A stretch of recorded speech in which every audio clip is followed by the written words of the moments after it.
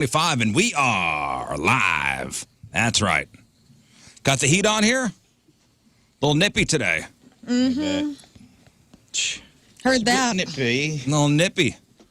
Like, ooh. Bit nippy out. It's exciting. Fall's here. Twist my nips.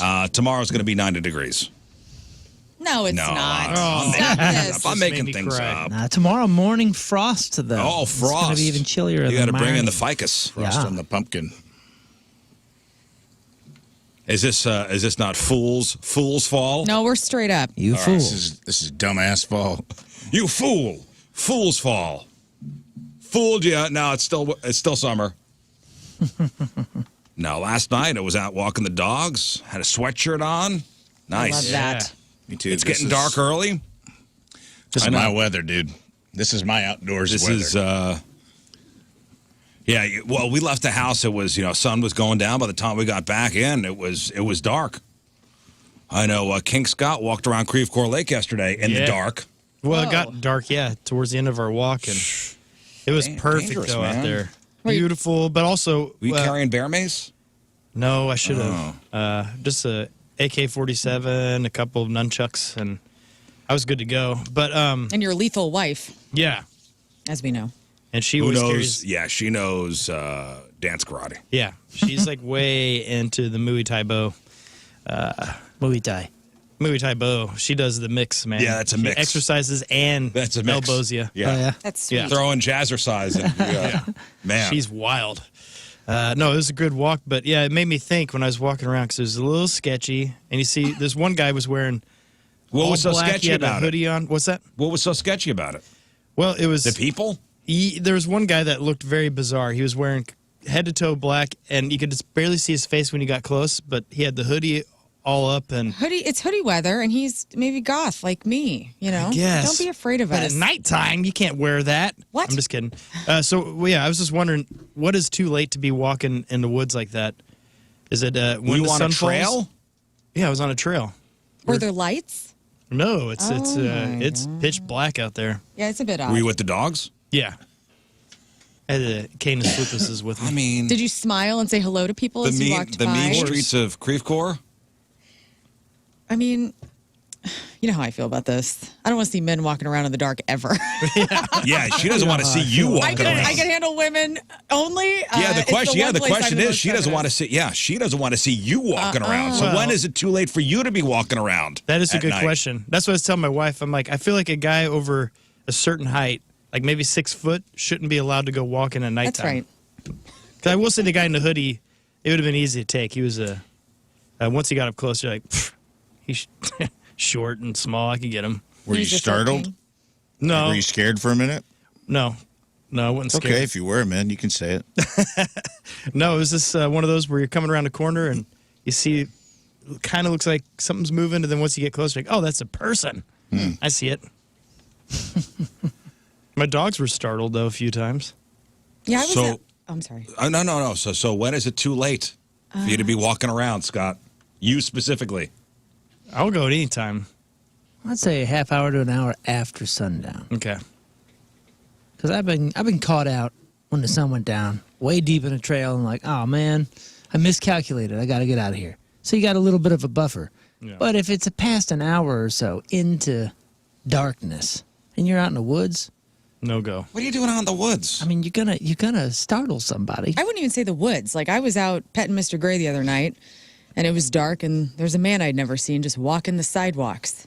And I thought, I don't like this. Like in wait, your wait. neighborhood? Yeah, What do you mean you can't walk at night in a neighborhood? yeah. On a sidewalk? Are you out of your I know. I mind, was like, dude? and so I had my Lost me one there. eye on him and one eye on myself. I was like, what's going on here? Ready to run? Ready to scream? Yeah.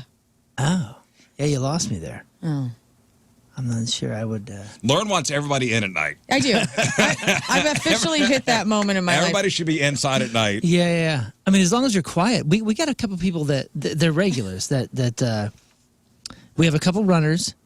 There's this one couple, and they wear those reflective things. Plus, they got the lights on their helmets, or not helmets. They got like a like a miner. Yeah. Yeah, like they're in a cave. They got the headband with the Yeah, headlamp. So those two run, I would say, probably in the midnight hour, maybe 11 p.m., because I've seen them a few times. And there is another gal, two gals actually, that walk their dogs at like 3 and 4 a.m. See, that isn't. If I see somebody like jogging at 3 a.m. with the lamp and all the reflective gear on, I'm not afraid. But the man just casually walking at like 7 p.m. what are you after doing, dinner, pal? I was like, what is this? You're not out for exercise, or else you would have the reflectors on. Exactly. You're here for no good. And see, Are maybe you casing the joint? maybe he was just having a rough night and needed to just take a little walk. Maybe he and his wife got into a spat. I don't know. Here is a legit question. This is a legit question. This all ties together. If you were, let's say you were on Interstate 40. Okay, you're on 40. Okay, it's rush hour. A car comes up behind you, blowing their horn and flashing their lights. Okay? It's rush hour. You're on 40. Car comes up behind you, blowing their horn, flashing their lights. Would you assume it was an emergency and let them go around you, or would you just think, what a jerk, and not let them by? I would let them go by. I would try to move. I'd rather the crazy person get out of the way than, I'll let the crazy guy go. What's the first thing you assume? Diarrhea. You assume they have diarrhea. Yes. So you assume it's an emergency. Yes. This is got to get to the next exit because I am going to go everywhere. So you assume emergency. Yep. What are you thinking, Moon? You think this is a jerk? I'm not sure I assume anything. I try to assess. I'm sure I would be startled, and I would try to assess and go, Wait, what? What do you want? What do you want from me? And then I would let him go, and then kind of mumble like, "Well, what was that all about?" But what does your instinct say? What is it? What is your gut telling you? Is it emergency? What is your first thought? Emergency, or this is just a jerk? My first thought is you robbed a bank, and you're running, and I don't want to be a part of this. Right? Robbed a bank. Okay, so it's jerk. A jerk. I didn't say anything about his personality. Just about one particular action. All right, what do you think, Rafe? What's your assumption immediately? You're on the interstate. It's rush hour. A guy comes up behind you, blowing his horn, flashing his lights. Would you assume it's an emergency, or would you just think, man, what a douchebag? I would assume he thinks I did something to him. I cut him off, or I would assume it's like a road rage incident. Do you let him by, or you block him in? I wouldn't block him in. I'd probably let him get up next to me so I could be like, let's see what this guy's deal is. But I'd be prepared to fight. So you're leaning more towards the what a jerk camp? I'm leaning towards, usually when people are acting up in traffic, it's because they're having like some kind of road rage, or they feel like you didn't let them merge, or who even knows? Sometimes you don't even know that, or you passed them, or you like, who knows? I feel like I just assume, probably because I'm working on this show, but it's like, I assume if we're out in traffic, somebody's trying to get into some sort of road I'm rage leaning incident. more towards the what a jerk part, Scott. I would think, my thought would be, well, this guy's an idiot. He's being a jerk. And if we're on the highway, there's more than one lane. What is he doing behind me? So I'm getting out of his way because he's probably just that stupid of a human. And you're like, get out of here. And I'll let him pass me. Well, this was a question in the publication Psychology Today. And if you let them by, you still believe people are generally good. If you don't, you believe most people can't be trusted. So that's a psychology question. Ah, okay. But if you're also letting him go because you don't want no part of this. There's a lot of varying factors in this. I just always assume that somebody's having a situation because I always think like, what if I'm having a situation? What would I do? And then, headlights going, honk going. I'm having a heart attack. I got to get to the next. My whole thought is if they're doing that, regardless of what it is, I want no part of it. Yeah. So I'm going to move over. Yeah. That's me, man. But what's the reasoning? What's his reasoning?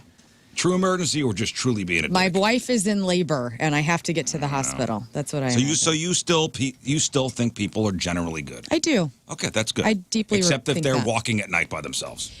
Well, that's more of just a self-defense thing.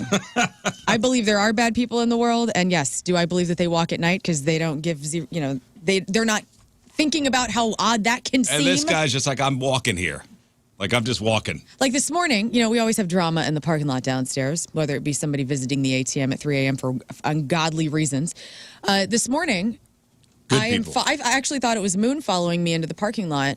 And I was like, oh, Moon and I getting here at the same time. Couldn't really see what the car was behind me. Ended up being a Mustang. Pulled up, dropped a guy off downstairs. And I stayed in my car and I waited. I was like, what's up with this? Why? Because they're good people? You assume that they're good? Yeah, I was like, no good is You're coming like, I of got to this. see all this good that's happening. Uh-oh. Yeah. Mustang, 5 o'clock in the morning. Uh-oh. Good. Yeah, you know what that means? What year a Mustang? Oh, I don't know, man. I hate Mustangs. Dang. The newer ones? Yeah, I know I'm pissing people off this morning. Sorry, you got a classic one? That's cool. You got a newer one? What about Not impressed. 1980s? Fine, yeah. Like 03, like when they started getting a lot more bubble font. You know what I'm saying? Like they weren't as sharp with their edging. That's when it went to hell for the Ford Mustang. Wow. Well, I think it was You heard it before here that. first. Casting dispersions on the white trash chariot. That's right, I am. I was jealous at first, and We had a now I've moved 1988. past. We had a 1988 Mustang GT. That's cool. 5.0. Yo, Sweet. you got an 8850? Yeah. You know how much Sweet. money that's worth right now? Not What a year lot. were the Not ones a where lot. they You talking started about the good putting condition? You talking about Fox is body? that the plastic sun visors? Man, on you the had an 80s Fox body? Yeah. And you let that go? I mean, my brother drove it into a lake and water sucked up into the engine. Well, So that's Bummer. that. I guess, yeah. You got, Why'd you do that? That was that Leave car. that He there. misjudged something. Okay. I would say so. Something was misjudged. I'm not sure. I don't know the full story. But he Perhaps ruined the his car. capabilities in a fast car. But he ruined the car was ruined. Fine. How about you want to talk about a classic car, a 1990s Toyota Corolla? Okay. What about it? Well, I got a story, and this is out of Bangkok. And there was a 51-year-old guy. His name is Pattaya Mulin. And he goes by the nickname Chang Yai Modify. And he had a very unusual side hustle. He was performing penis enlargement operations, circumcisions, and even something called pearl implantations. Pearl implantations. Yeah. That sounds pretty. And his clinic was the back of his old 1990s Toyota Corolla. That's right. This guy was running a mobile surgical unit out of a beat-up Corolla. Listen, Corollas are perfect cars for many things, Surgeries. but not surgeries. Oh. Will somebody look up pearl implantation? Yeah, I'm curious. I think I know what it is. Says I just got flagged by the government. I think I know what this is. Is it to make your wong like the French tickler? It says half pearl implants. These are teeth. A what? Grafting implantation. I mean, it looks like this is. Well, now here's here it pearl is. implantation Is it from to the make American Academy of Ophthalmology. Is it to make your penis like studded? Yeah, it says this non-functional implants inserted under the skin of the penis for cosmetic and sexual enhancement Oh, purposes. ribbed for your so pleasure. you look like the French tickler. Yeah, yeah. You know what I'm talking about. Yes. Yeah. Cool. The pearls move around. Could you lump it up a little bit? What? Nobody wants this, okay? For don't the know. sex store, yes. Don't to knock buy it till you try it. plastic. Hey, Well, try this that. guy's doing these things, and this guy's doing surgery, penis surgery, in the back of his Corolla. I don't. And he would. Which is not a big office space. No. I had a Corolla and I loved it. Yeah. It wasn't known for its. But I mean, square it does footage. for its size of the car, it is a pretty roomy trunk to get genital beads in. Genital beading from the trunk of my car. Well, I'm not sure what. So are people laying down in the back seat? I'm not sure how this is working. Wow. But he would advertise his services on social media, including TikTok, telling potential customers he could deliver his services for their convenience. What he conveniently left out was that the delivery meant going under the knife in a car parked on the side of the road. Yeah, it's a mobile office. It's like cash cab. Don't worry, we'll come to you. Now, how did this man become a surgeon? He admitted he has zero medical training. Oh, good. Zero. He literally learned how to do all these procedures by watching videos on social media. Okay. And as you could probably guess, his setup was anything but sanitary. When police caught him, they found he had zero sterilizing equipment, which obviously put his patients at risk for infection. Now, he's been doing this for about a year to make some extra cash. Now, I do have how much he charged. What What were the pearls that he was putting? Like, what are the actual things? What's he using? Or like BBs or something? Yeah, I'm they're sure you like would go to Michael's. airsoft Like bullets. Michael's, craft store. Mm-hmm. Oh, okay, yeah. So just like little orange beads for necklaces. Sure. Of various sizes. I get it. So for pearl implants, you would charge how much? $50. No, like $500. Less. $300. Less. $200. Less. $100. $99. $50. Less. $20. $25 Around there. per pearl? I think for the whole shebang. No. Hey, buddy. $29. That's a good deal, guys. I'm glad he's not gouging people, since he's given them Yeah. like hepatitis C and He's whatnot. gouging them. Does he take insurance? What if Rafe decided, I just want to get circumcised? Okay. And I How don't much would that listen. cost? Again. My insurance is not going to cover it. I'm going to call a Chang Yi Modify. But that is just a quick one. Yeah, I'd it's like imagine $10. that's a deal. Yeah, $10, For circumcision, no, he charged a little bit more for that. Oh. $15, $143. $140. Wow. Wow. So the pearl must be more of like Pretty a good deal. dermal piercing type of thing. Yeah, where right. It like slips under the skin, Oh, and so that's it's why not it's as much? not as expensive. Poke a hole. yeah. And for enlargement injections, he'd charge $286, where he would pump a filler into your, Oh, boy. which sounds safe. What was it? Water, saline, Cotton candy. Gatorade. I don't know. What was I don't know what he was using. how many? Maybe the stuff they use for like the Fix-A-Flat. Yeah, right. Gosh. Like an aerosol. Yeah, the foam. Yeah. Wait, so does he have any records of how many patients he treated? Well, his whole side hustle. Because never mind him. He's not the idiot here. Oh, you're He's an victim. entrepreneur. Oh, It's the people. somebody here is victim blaming. Yeah, I am. I'm going to go ahead and say that the real idiots here are the ones that are going to him. Well, these people are running out of options. He's They don't have just- all those insurance. prices. He's just doing what he can to survive. I don't know if my insurance or our insurance would cover pearl implants. Well, you need to get a different insurer. You haven't checked? Yeah. Look at your benefits. Yeah, it's prove enrollment time, everybody. It is, yeah. Open We have enrollment. a meeting It next is week, open. and I I have a dare you to question. ask. We do have a We meeting. have a next meeting week. about enrollment benefits next week, and I double dog dare you to What raise ti- your hand during this meeting and be like, which of these plans covers Penis. genital beating? Cosmetics. Pearl Right. implants. I'm sorry, Mr. Rizzuto. What? Yes. Any questions? Yes, in the back there, Mr. Rizzuto. Yes. Aye. Hi. Penile Cosmetics. Tell me which plan's best. Or Will out. my HSA card cover genital beating? It won't. I'm out. Scott, I'll give you $200 if you ask that question. With a straight face. Okay. Give me 200. No Will cute you? giggling ever. I'll see if I can muster up the The courage, $200. masculinity. Yeah, 200. If you have to say it with a straight face. of course. No I'm not going to question's joke a about dumb that kind of question. thing. Yeah. And you know what? You'll be the hero. Will anybody else throw in? Yes, of course I've got I will $200. throw I will throw $200 in. in. I will throw in 20. I Okay. found a gift 220. card to Okay. Lone Star yesterday. Yeah. Will anybody else throw in $20? Yeah, of course. $240.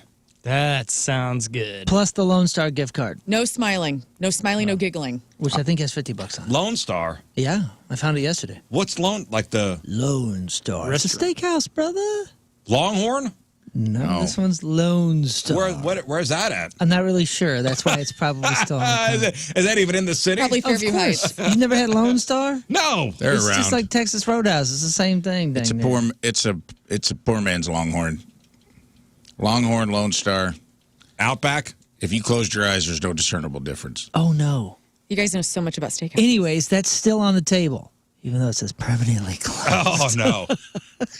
Where was it? Right here. Right down the road, just past Trader Joe's. Are they? Do they own any other like restaurants? There's one in Crestwood.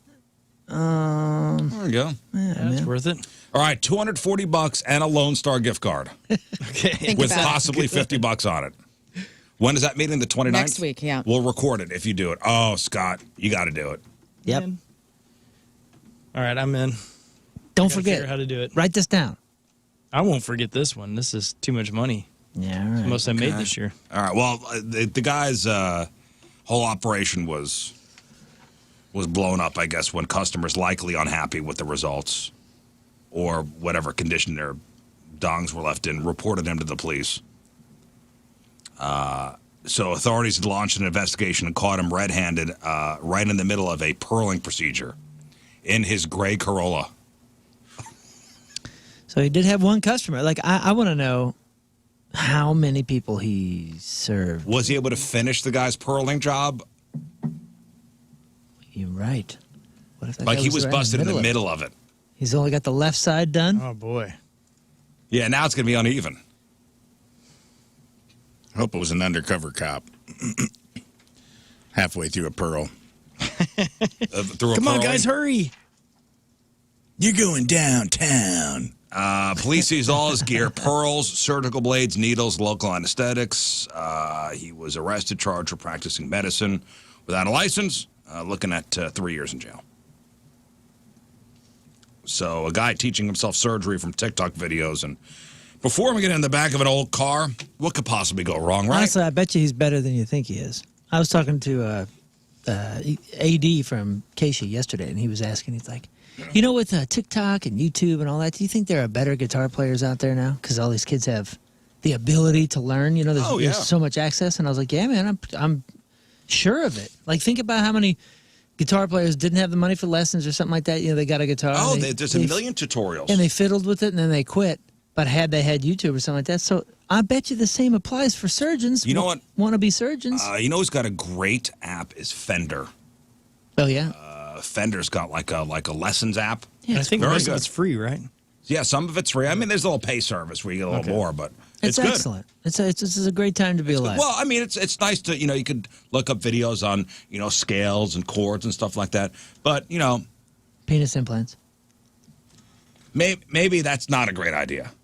How to? I'm just saying, I'm sure that he's better than he would have been without it. Was reading up on that whole Louvre robbery, and they still haven't caught who did it. Did you see that the lifelong jewel thieves coming out of the woodwork and talking, like, basically critiquing their job? Oh, what were they saying? It's this one guy just put, "This is such an amateur move." It was something about leaving behind the the one tool necklace or something. Oh yeah. They left the necklace and they left. No, it was a crown. Didn't they drop a crown?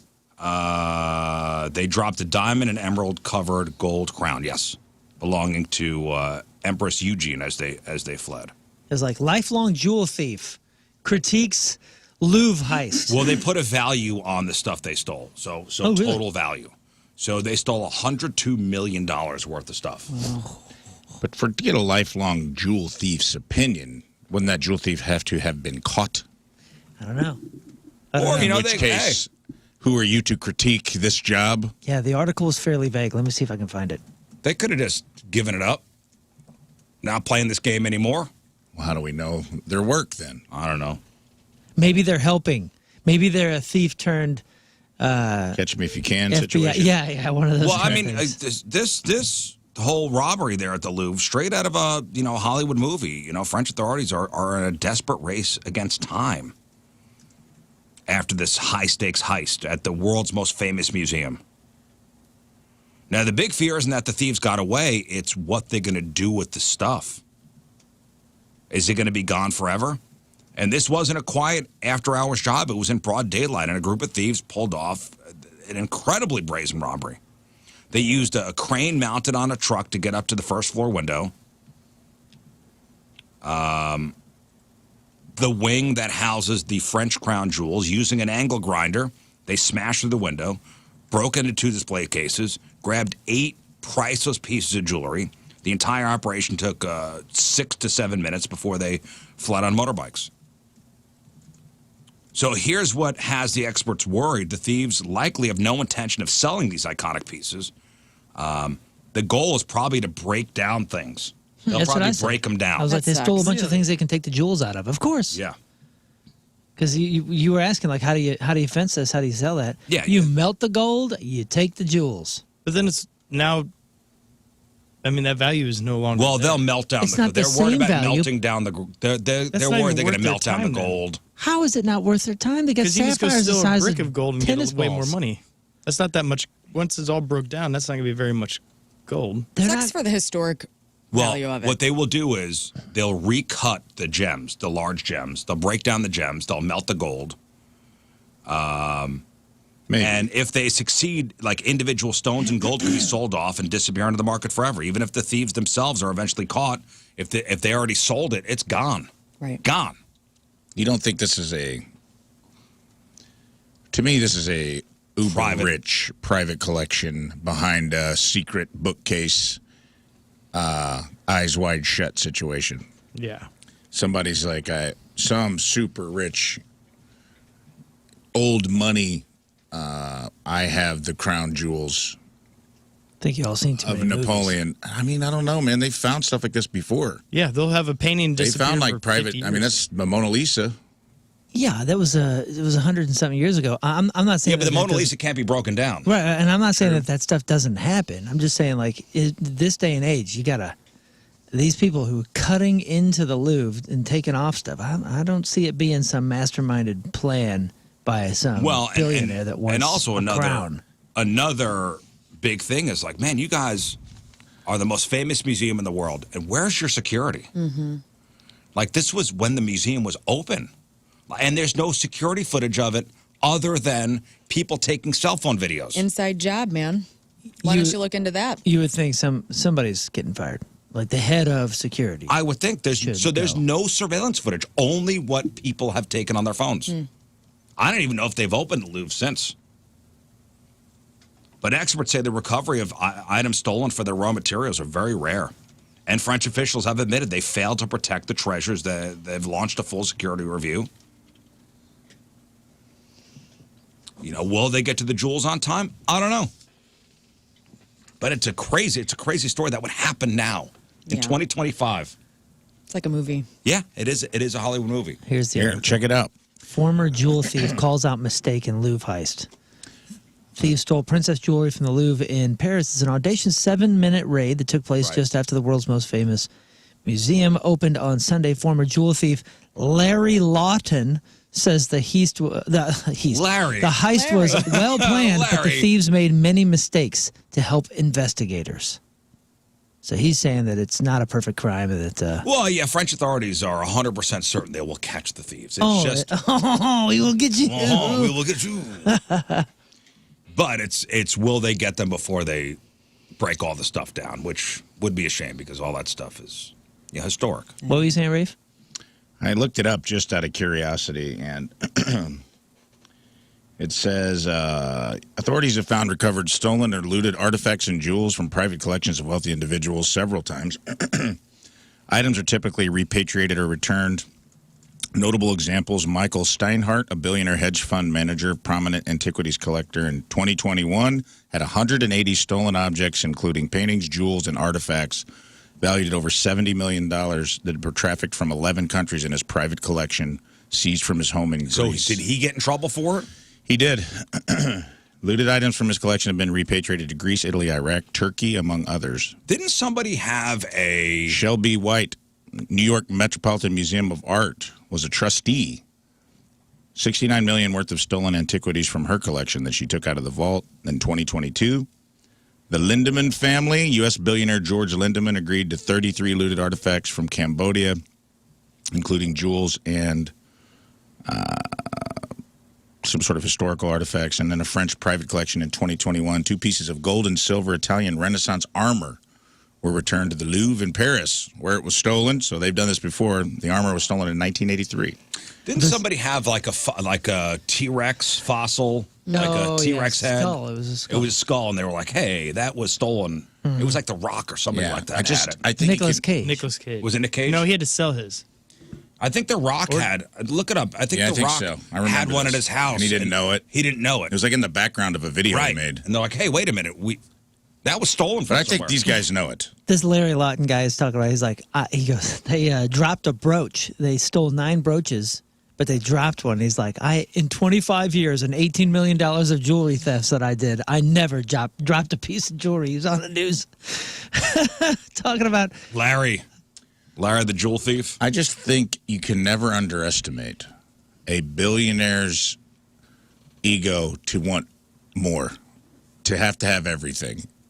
Like some of these people that are like ultra wealthy are, Or like, hey, I bet you can't get the French crown jewels, and you go, you want to make a bet? yeah, or just like when you have everything and the hole in your soul isn't filled. Like, what's next? It's like I got to own something that's a secret. You know what I mean? Like, I think some of these people, I don't know. In my head, I'm thinking is, my son when he goes, you can't get me a PlayStation 5.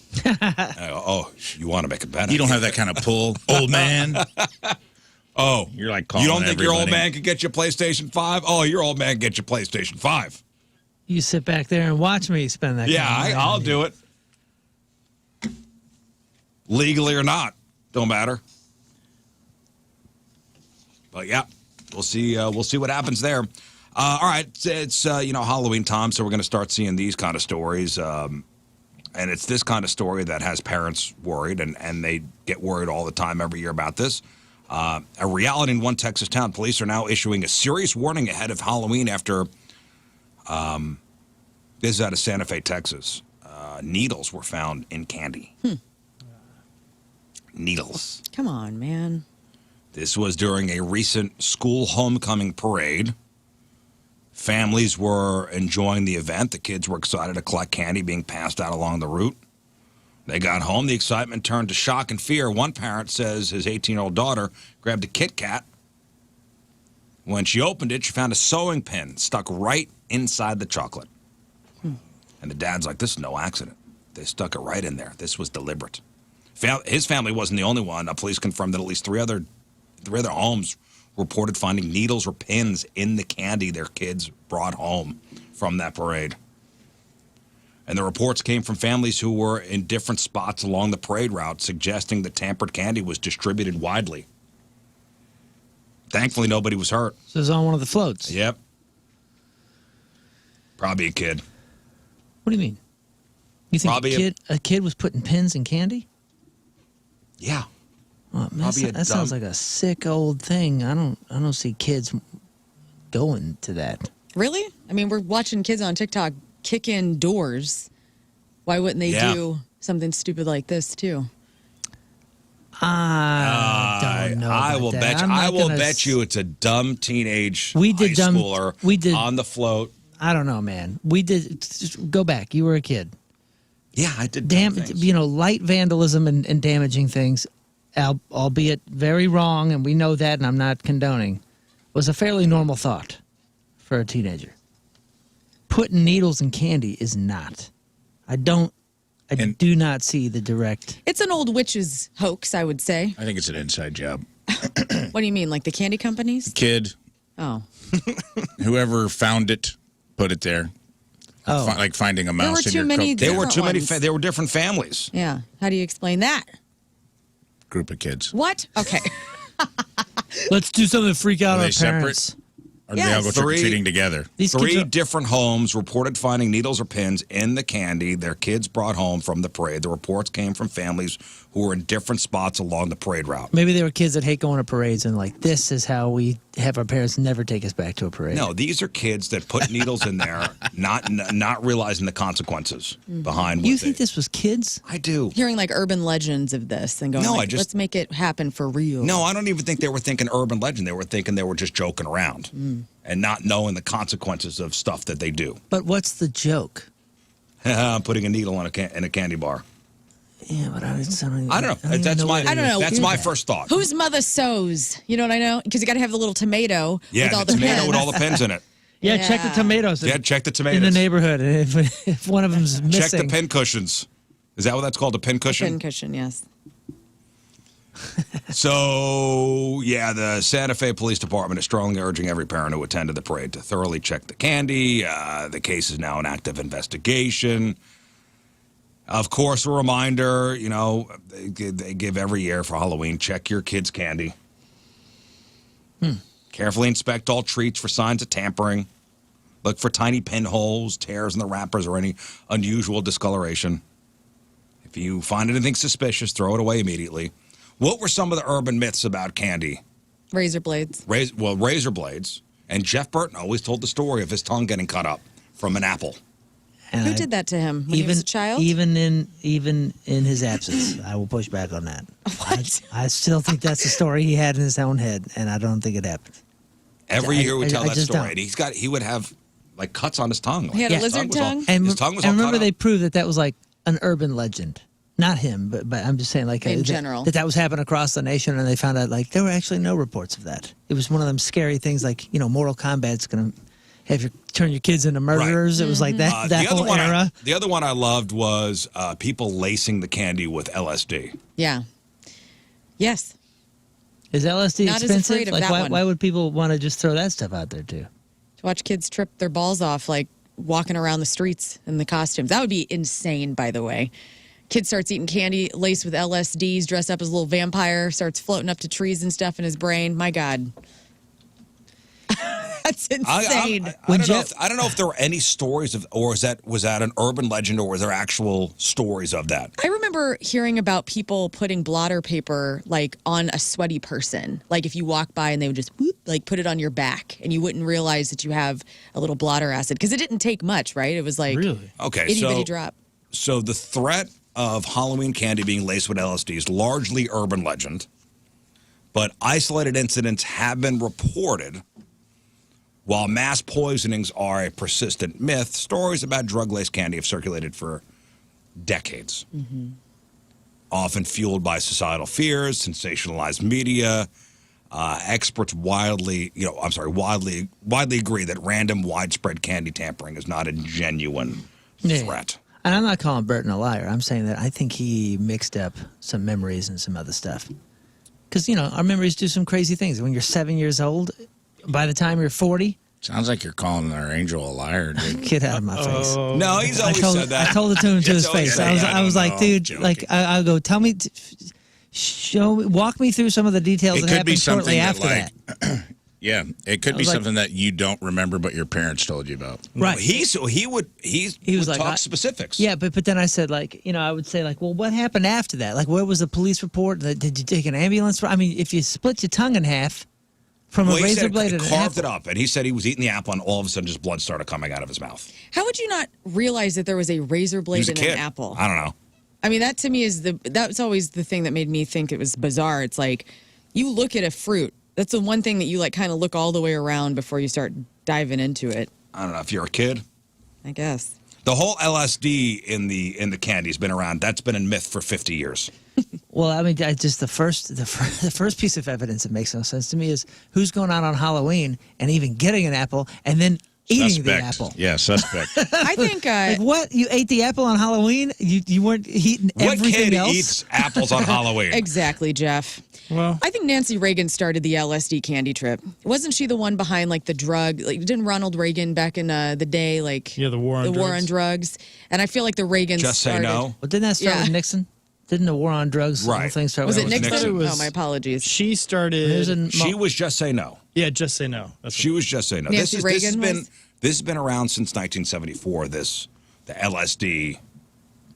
The LSD and the candy thing. which is and he would have been 7 years old. Burton would have been 7 years old in 1974. So this was when all that heat was coming down, and I just Dude, Nixon I'm was just president in saying. 74. Or I guess Gerald Ford was president in October of 74. Well, all right, how are you connecting these dots? I'm trying to. I don't know, dude. I want to see. I'm over here trying I to wanna figure out see which how you- president. She's This is saying- an inside job she's because saying it's not Applegate, through dude. LSD. she's saying the Watergate Watergate and Applegate. Applegate, dude. Ever heard of it? Wait, here we go. Watergate, Applegate, bobbing for apples. It is a It is Halloween. LSD. It is a Halloween thing. Oh, Bob Woodward, Wrote the books. bobbing for apples. Let's go. deep Bob throat. Apple launches Deep its throat. computer. Apple solved Mac, it. Mac Daddy, Return of the Mac, mac and cheese. Kids love that. Return- Some people to put Oz. cheese on apple pies. Apple pies come from apples. Razor blades. wow. Oakley razor blades came out in Boom. 85. Boom, Boom. we're there. Problem solved. But we got there. I do remember that We're Nancy Charlie, Reagan. We're Charlie from It's Always Sunny with Yeah. Oh, with the red string. Yeah.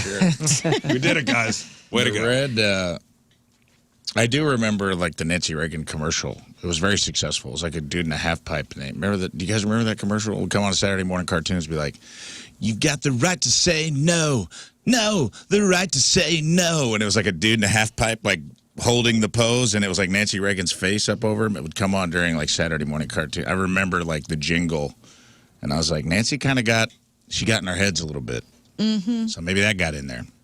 I think I wanted to do drugs after seeing that. Right. Well, that was the funny thing with Dare. I just remember the officer would come in and talk to us, and he'd tell you, like, well, the reason kids are doing this is because they feel terrible, and then it makes them feel really good. They're able to escape, which is not a good way to handle this. Yeah. It was and here's where you go Dewey buy Cox. it. You have to go to these places. It's sometimes at concerts or downtown at the alleyways. Blah, blah, blah. Here's where you do it, and that's how you feel good for a little bit, but not a good idea. Yeah, the DARE officer was like the blueprint to actually becoming a drug That's addict. why I feel like the drug thing exploded. Is they told you, like, you're going to feel good for a little bit. I was then- too old for the DARE program. Oh, dude, Like, I it didn't signed off. start Until What, really? after, yeah. Oh, we had it in class. It was like a thing. No, we it was didn't have forced upon us. Yep. And then Yeah. you get the T-shirt at the end. You had to sign a contract. I remember the officer's like, listen, you can ask me any question. I'll be honest about it. And first guy, I still remember this kid, Greg, just goes, excuse me, Officer Thompson, have you ever tried any of these drugs? And he goes, yes, Greg, yes, I have. And he goes, why? Yeah, good. And then he starts Good on drilling Greg. in and he goes, which ones? How did it make you feel? Do you still smoke cigarettes? And he's like, yes. Yes, Greg, I still smoke cigarettes. Like, why? Good for This Greg. guy was on the stand.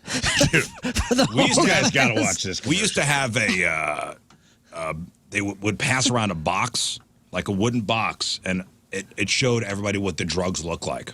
Really? I think we had that too. I don't remember that. Did it show the Crazy. kid? I Like, just this remember is Greg. cocaine. Yeah, this okay. is what cocaine looks like. This is a crack pipe. Mine showed, we had just that, remember but they the would cop use our sweating. picture. They show me coming in like sweatpants and all this like before, and then you take drugs and all of a sudden I'm in a cool leather coat. My hair looks nice. Yeah, you are. It's like, whoa, what? This is what a joint looks like. This is what pills look I like. remember being like, oh no, I'm like seeing it. Well, they would pass it around, and something would always be missing by the time it got around. Yeah. And then they'd be like, all right, who took the prop joint? Yeah, they're like, You're not going to get in trouble, but give it back. Officer Jenkins needs it. if you find any of this in your home, please report it Always. to the Sunset Hills Police Department. Tell on mom. Tell on dad. Yeah. Who took the cocaine out of here? You know, I think my dad does have a bag of this in the freezer. What? Dad. Dude, I'm emailing you the YouTube link to this The Nancy Reagan commercial. this offshoot. We need this I in want to life. unlock a memory for everyone in this room. You know which ones I do remember? The one that's like kind of like it's in like this dusty kitchen, it's all kind of messed up, and you see him crack the eggs. Oh, and it's that's a like, famous this is one. your brain. This is your brain on drugs. That was a very famous And then it was always followed by the Yeah. pretty girl in slow motion jumping on a diving board. Oh, yeah, with no water. And then she dives in, and it shows an empty pool, and you're like, good God. Like, that one was You better brutal. not do drugs, dude. That one affected me. And this one was a more fun one, but there is the thing you guys are talking about. Like, put some sound on this. Okay. Oh, yeah, this looks like a scene from Oh, Teenage yes. Mutant Ninja Turtles. Go back to the beginning. Like when the Can you Foot go Clan full is screen partying. so people can see? You remember when the Foot Clan's partying in the beginning of Teenage? That's exactly what it reminds me of. Getting into drugs and being high is the stupid thing to do. So being in control and saying no is not the easiest thing to do. Being original. Being original. Think I stand to a freak who said no. And let a friend push you in. Wow, dude, the Taking dancing. drugs, Yeah. you got it right. To say no, right to say no. Right to say That no. is Wow. cool. That was great. Well, this I'm was gonna say no. Dude, that was peak 80s, 86 synthesizer drums. Well, there's this one. We all know this one.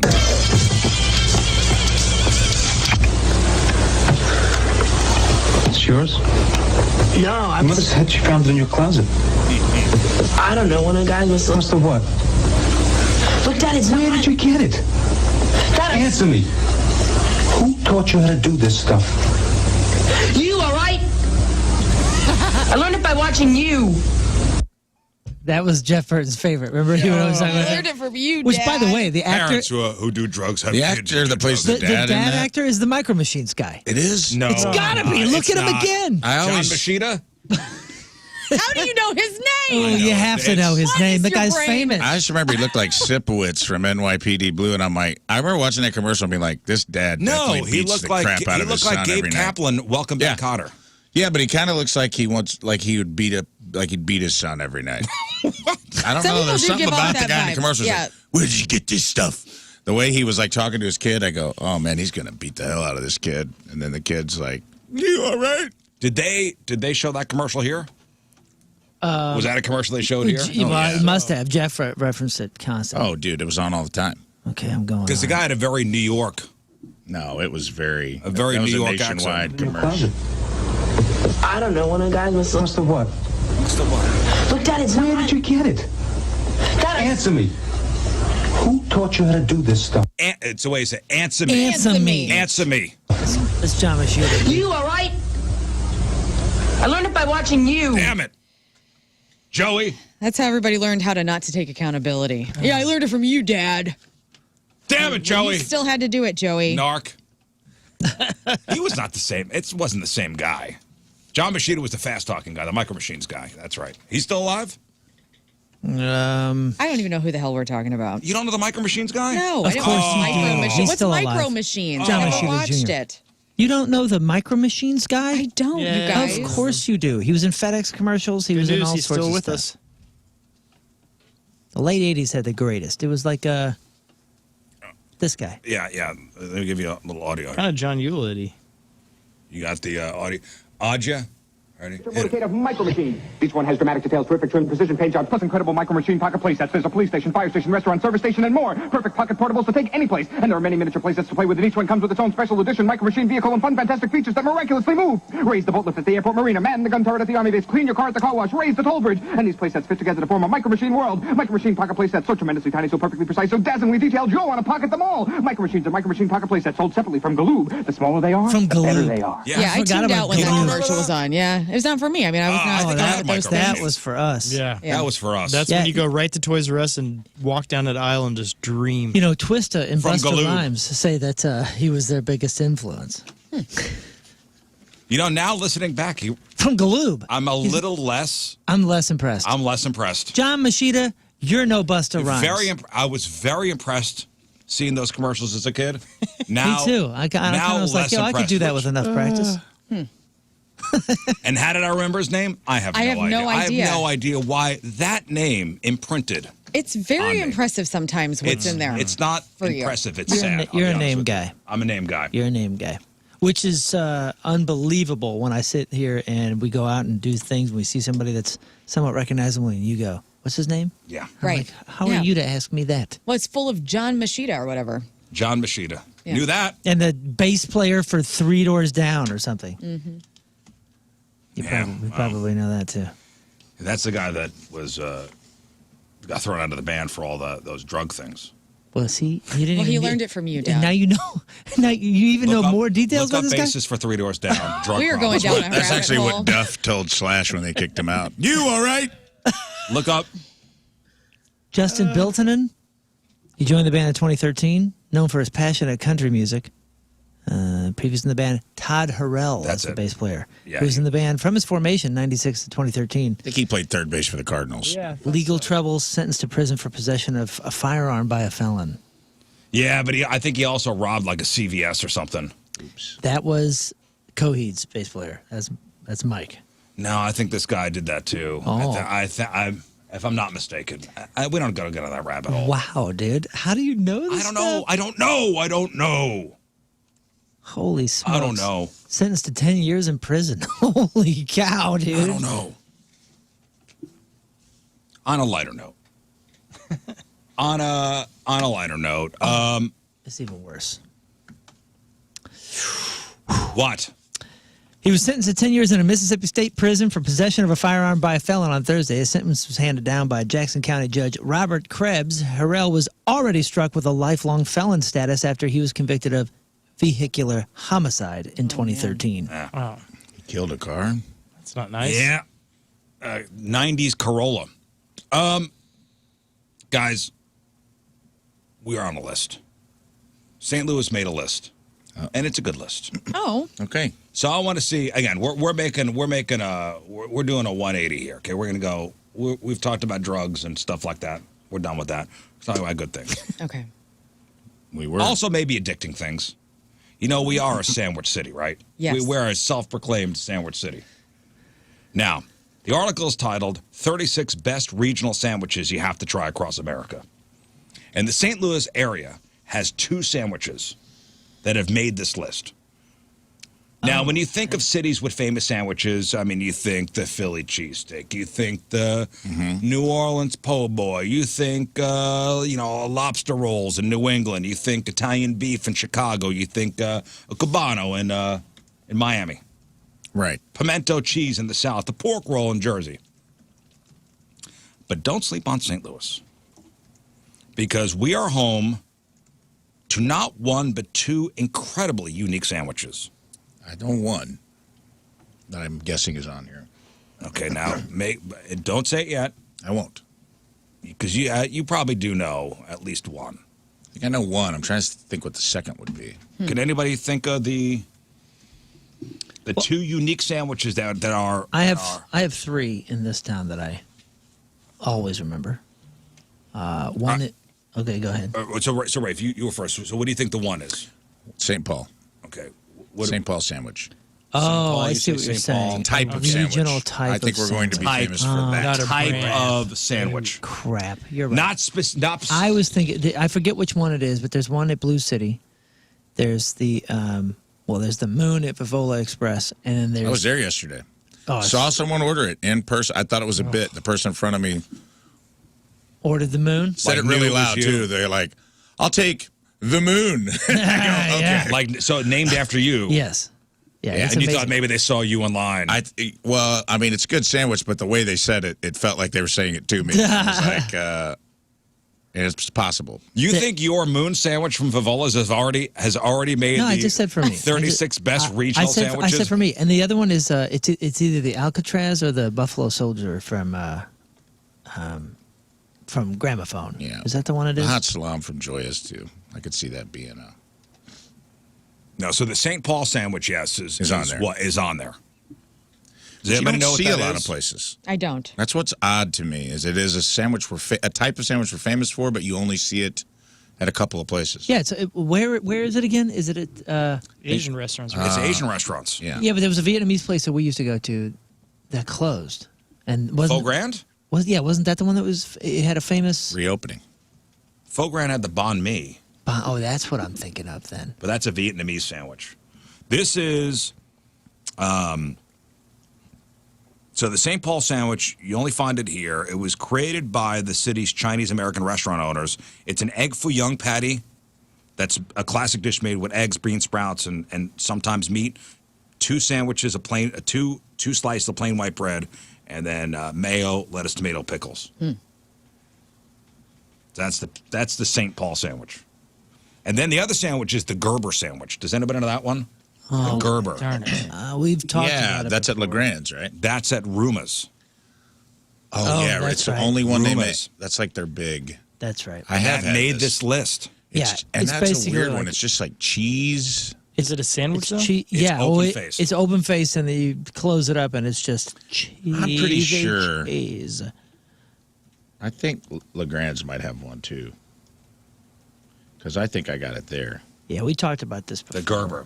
Well, the Gerber sandwich and the St. Paul sandwich made the list of the 36 I freaking love Ruma's. best dude. regional sandwiches. Good for them. It's such a You have to try across a America. wet, nasty St. Louis style baked ziti and mustacholi. Oh, There's not much to it, really, right? the sandwich? No. It's just like garlic, French bread, Italian ham, and Provel. Yeah, like Yep, that. that's it. That's what it looks like right here.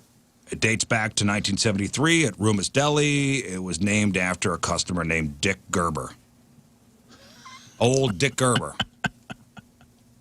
Yeah, man, I used to love Ruma's.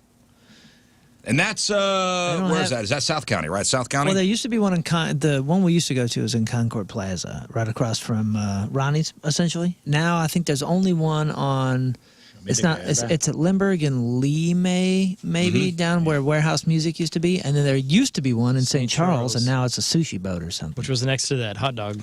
Yes. Yeah.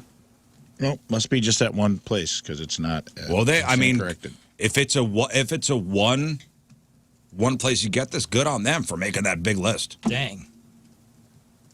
It's huge. You know, Learn brought up a good question off the air.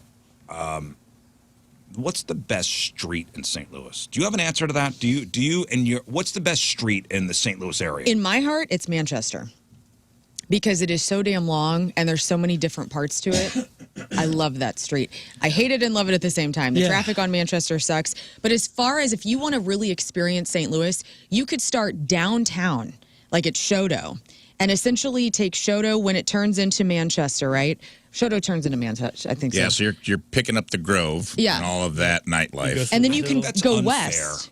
You No, also it's get not. Just you because also, it's long. you also you getting do downtown, hit a lot of stuff. downtown Maplewood. You hit all the boroughs of St. Louis that are different, that make us so great. Man, I was going to make a real argument for Limburg for the same reasons, but it does only cover the county. Yeah. So Well, you got Kirkwood, you got... it only covers I the think county. that's the Frontenac. greatest. Do you think Manchester's the greatest? I do. I think it because it turns into so much. And it goes from, it's like you can see, the hipsters of the Grove. You can kind of start moving into like, Maplewood and then take it through. Cute. It does hit a lot of spots. Yeah. Yeah. You can go through Webster Groves, right? You start going through all the different Up great into parts. Wildwood. Yeah, up into Wildwood. And it turns into 100. Yeah. And you could take that up through. You could. It goes from Manchester to 100, and you could take that up into St. Albans, and you could take that up into, what's that place? Using those metrics, Olive and Page can have some arguments. Absolutely. As well. What's up past there? That's a long ass road. But It's a long Manchester road. does pass through more desirable places, shall we say? And it becomes a different main street incrementally. Gray Summit. I'm thinking you take it up to Gray Summit. Yeah, it's hard to argue against it. Yeah, you're right. Yeah, but okay, so Dang. yes, it's a long ass road that takes you through a lot of places. But okay, so crazy. you could say the Delmar Boulevard. Absolutely. Yeah, Delmar. Okay, for overall entertainment, right? But that's just a strip of Delmar. Yeah. What about like Euclid? Yeah. Yeah. What about Grand? What about Clayton Road? There's an argument for Grand. Yeah, Grand is also... Grand is one of I can those. tell you a pocket of grand that'll hurt your argument. Yeah, as I'm saying, but Euclid and all the Central West End is so up and down. Like, one period it's like you want to send all your friends there, and the next you're like, nah, it sucks now. Let's wait it out. You know what I mean? Central West End is so hot or cold. Sure. Yeah. But Grand will take you through a lot of different areas. Grand will take you, through Tower Grove. Grand will College take you up. Theater. Take you up to the Fox. Cherokee Street's a cool street.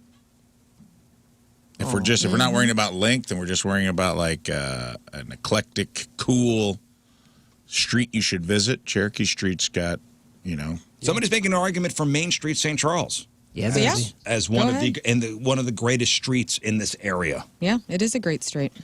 where there's a lot of things to do on. Yeah, it's shorter, It's right? really St. Louis. Well, it's getting longer now. Well, it's St. Louis Metro.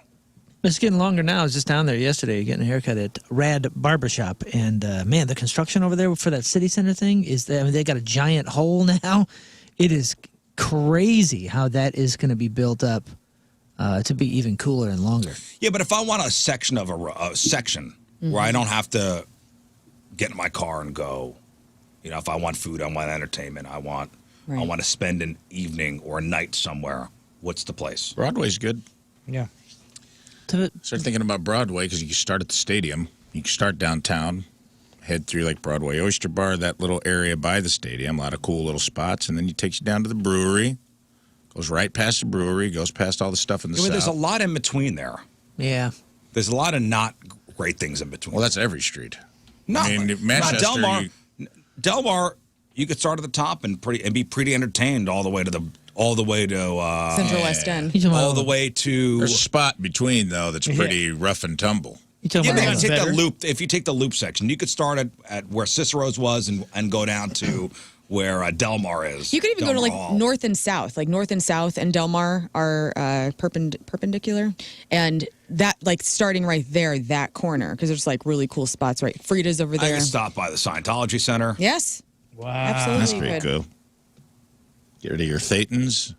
Hop on the trolley. Hop on the trolley, stop at Vintage Vinyl, catch a show, Yeah. get a burger at Blueberry Hill, Get catch down a to show where at Del Union Mar. intersects. Pick all your Thetans back up. And then beyond with And be in the Central West End. That's incredible. We have a lot of really great strips. Yeah, we do. Lindell's in another St. Louis. fun one because you got the beautiful homes by Forest Park. Mm-hmm. Forest Park, you got the Basilica, you got a bazillion things and a lot of options on that Yeah, street. Chippewa's a cool street, too, because you get it all.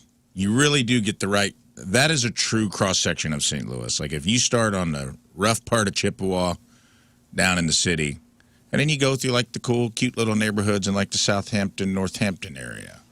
Or, and then you kind of, it takes you out, and then you get into the burbs. Are there any restaurants down there where I could, go to eat Yeah. on Chippewa? Well, down there's, that's not too far from, what's that place my parents go all the time? LeGrand's? No, the Italian place, Pietro's. Oh, is that open? What you mean? What? So, Pietro's? Yeah. Remember, that's their spot. When was the last time they were there? Well, we've had some family, setbacks, if you will, and they haven't been able to leave the house. all the time. And how long?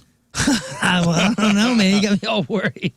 Like maybe a year or so. Yeah, it's open. Okay, It's on Watson. I'm sorry. It's not on Watson. Chippewa, but dang near the same thing. Okay. Watson Road, too, though. Yeah, Watson covers a strip. ton of Watson. ground. Yeah, Watson's got a lot. Listen, just because it's long doesn't mean that there's a Well- lot of crap in between. Sure. I mean, Watson does have a lot to offer. I don't think it's going to beat Manchester. I think Learn came out swinging, and it probably has the win here. I find Manchester Chippewa's- for the win. Chippewa's pretty cool. It's got a PetSmart. There's a Harbor Freight, Planet Fitness, Starbucks. Nice. Pretty unique Nice. stuff. Yeah. Real St. Louis, Jack huh? Yeah. Real St. Louis. Wow. I guess I got to go try one of them St. Paul sandwiches at some point. We talk about it enough once a year on here. It sounds so unappealing. Yeah, it does. Oh, Chippewa's got Ted Drews, too. Come on, man. Yeah. Aw, man. Chippewa's awesome. Come on, man. Ted Drews. And Target's over there. And there's a Target. Target Target with the garage. Target with the one where you put your card on the, you could put your shopping cart on the Little conveyor belt thing. escalator. Oh, really? Oh, that's yeah. the cool one. That's Nothing the but the cool best. one. That's right. That's where I got my That's TV from. It's a fancy one. That's Yeah. right. So wait, how many Targets are on Manchester? a lot. This is where we go. Like, how many Walmart's, Targets? I bet it's endless. Well, there is one, Many. let's see, like in Baldwin. There's a Target there on Manchester. And then as you kind of go towards the city. Watson is Chippewa. and it has a Trader Joe's. Yeah, I on think it. it's Yeah, a like trade-off. short- I think it turns into. Yeah, So if shortly you- after Ted Drews, actually. Dude, there might only be one Target on Manchester. Really? You know, Gravoy has an argument. Gravoy, yes. Yeah. Gravoy's you're got a right. good That's argument. good. You're right. It's just the one It's the one in out there. Baldwin. Yeah. Same Hey, for Walmart. Let's I think there's let's one. not sleep on Olive. Hey, Olive Olive right Boulevard. here.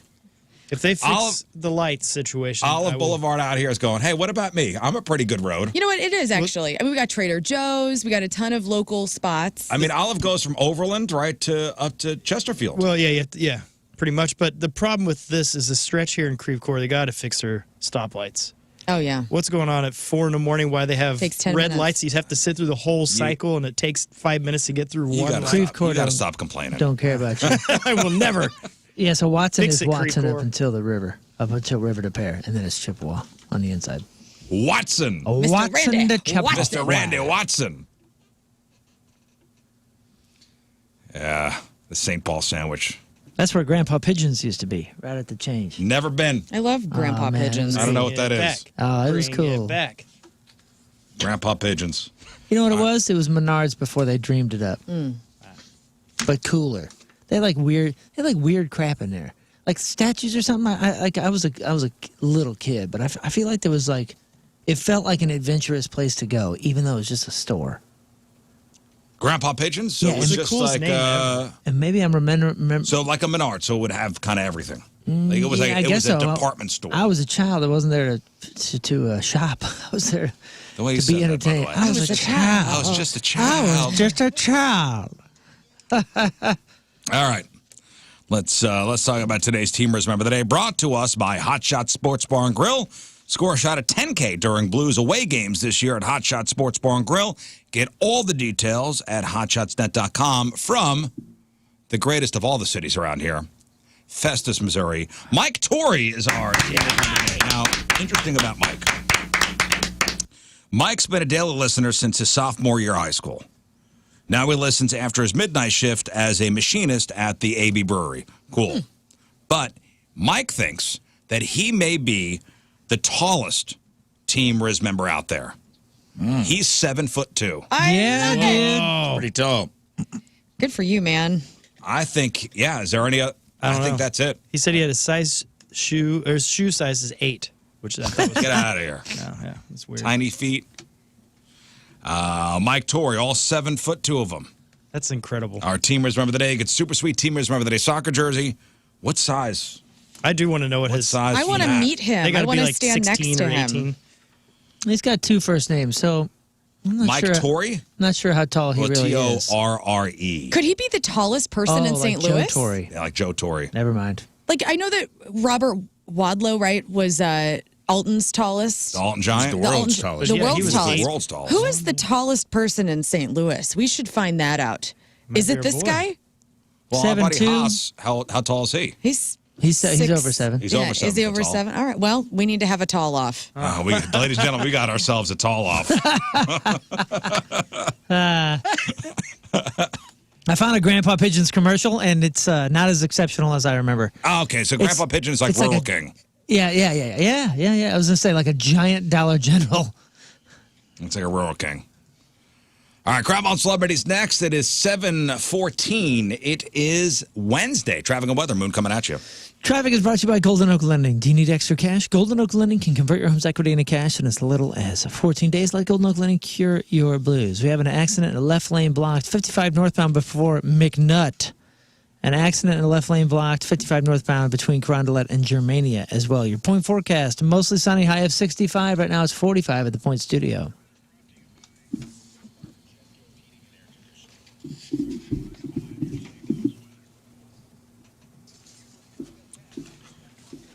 All right, Lauren, what do you got for us? More details on Sam Rivers' death. Ben Stiller's parents' career gets donated. 824 is getting into the restaurant game and the best zombie movies. All right, we got that. We got your crappy birthdays. We got the porno birthday. And what NFL star is trying to save Six Flags? And why are we still obsessed with our high school playlists? We'll chop it up next. Stay there. We could say it now. He was super high when he came in, right? So high. Or if he wasn't high, somebody smoked a lot of weed around him. His driver. But It's a new I cologne. said it that day, and I respect it. It smelled like dirtweed. Yes. It did not smell like good kush. It smelled like somebody scraped up some resin. It Or smelled some like sticks and somebody in stems. the back of his limo's got an upside down Frisbee and is taking out stems and seeds. Mm-hmm. I do respect that as well. Did you also learn that in the DARE program? Yes. And it may not have been him, so I don't want to get sued. No. Could have been anybody that came in. I There are walked 3 in. people. I don't know who is what.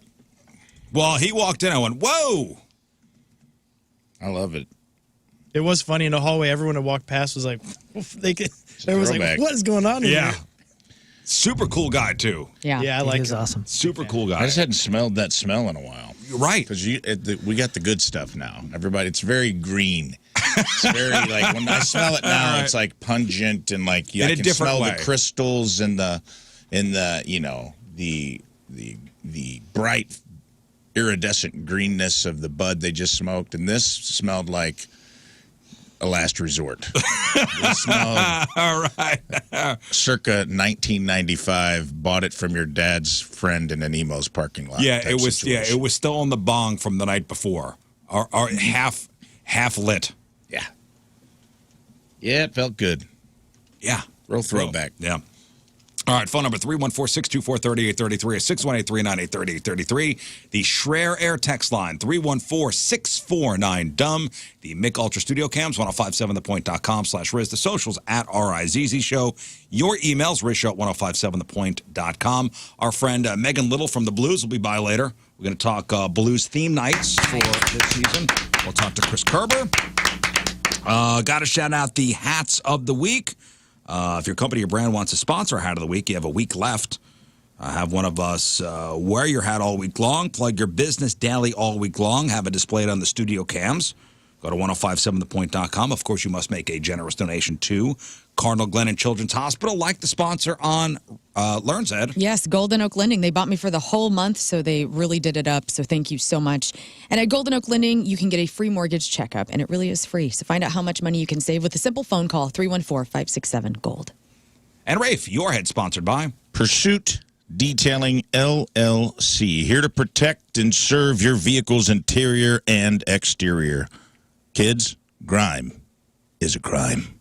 Book your mobile detail with Pursuit Detailing today. Call 636-331-8878 or go to Pursuit Detailing LLC on Facebook. All right, my head is sponsored by Bates Paints. Schedule your winter interior painting now to beat the holiday rush at Bates Paints. They master paint. Visit them at WeMasterPaint.com or call 636-706-1319. That's Bates Paints. So thanks to those companies for their donations. Hey, if you want to make a donation, go to Together Credit Union. Pick up one of those Hollow Weirdo stickers for $1. Also, see Moon at 9 Mile Garden on Saturday. That's right. We'll have the billboard to be signed. So all you got to do is donate. You get to sign the billboard or draw a little drawing, whatever. 2 to 4 p.m. at 9 Mile Garden this Saturday is when the Point and all of us are going to be out there with the billboard. So take the opportunity to do great things and something fun. Right. On the instant feedback, David asks, I'm shocked you guys didn't talk to Tony Khan about his family owning a football team. We did a little bit. Mm-hmm. Yeah. We mentioned 100%. Yeah. We tried to get them to move it here. Yeah. We put in a bid for that. Well, we put in a bid for a basketball team. No, but we also said that we would move we- the Jags here. Oh, Right? the Jags. This yeah. person's insane. They did not listen to the interview. We talked about the Jags at least 4 times. We also talked about his dad almost buying the Rams. We did. We talked about moving the Jaguars here. Yeah. We talked about if there were any similarities between running a football team and running a wrestling organization. I asked him how come they had to beat up on Kansas City so bad. There was definitely Jag talk. But why didn't you ask him? Also, our Team Rizz member, Michael Torrey, who's 7'2", he's checking in. He has a size 16 shoe. Oh, man. Well, I hope that you come out to an event, maybe this weekend, maybe Ballpark Village. Maybe you could come to our Ride or Die party because I would like to take a photo with your 7'2" tall face. It has to be so annoying to have a shoe size that's like super hard to find, especially for a person who's putting more wear and tear on shoes because, I assume, a giant is putting a little bit more of pressure Yeah.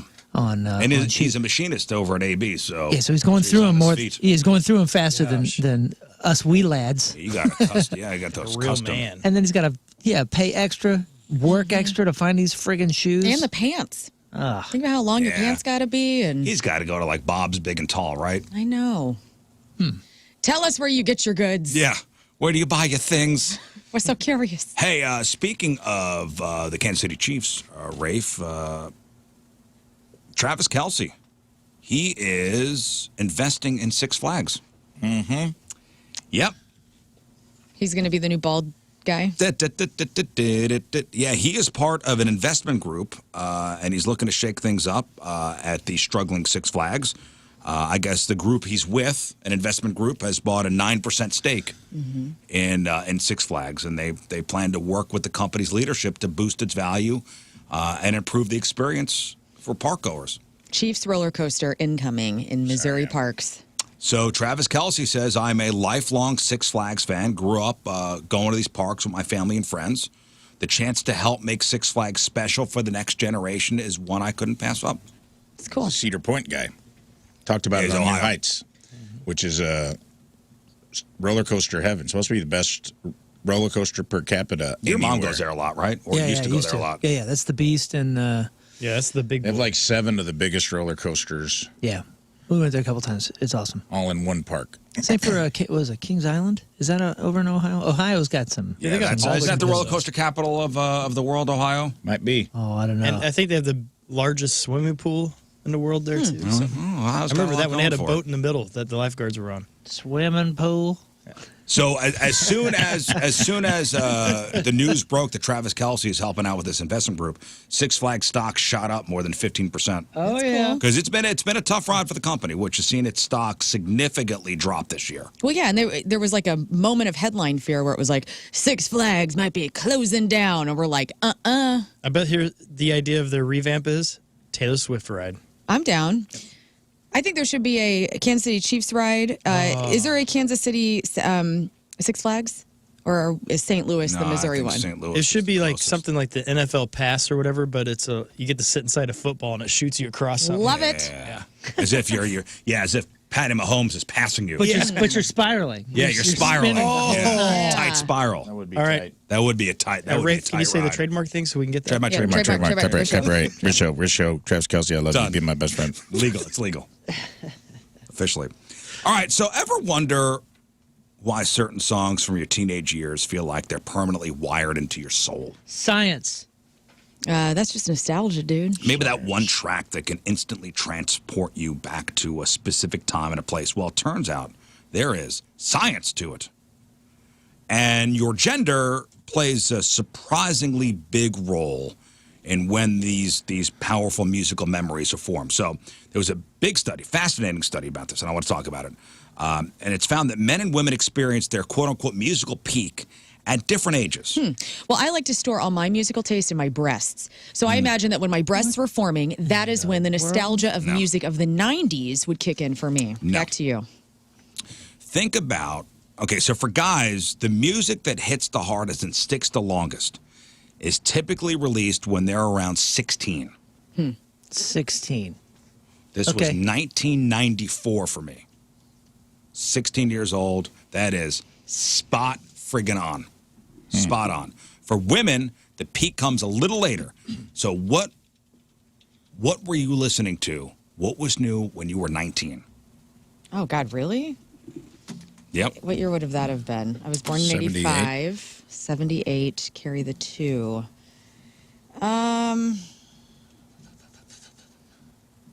Okay, so this was 2004. 2004. You were 19 in 2004? Yeah, man. I'm younger than y'all. I know. It's just, It's when you say the number, It's when a you say little it, weird. it's startling. let's see, 2000. I see, that's insane. 2000. For me, 16, right on. Yeah.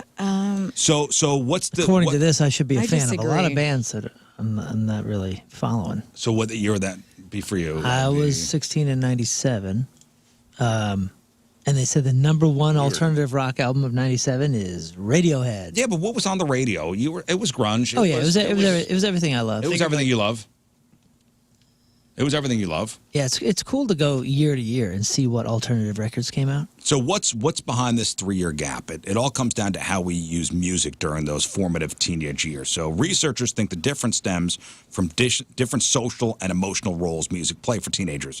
So for many teenage boys around 16, music is a tool for rebellion and identity. Think of intense, powerful genres like rock and metal. It's about establishing independence from their parents and bonding with their friends.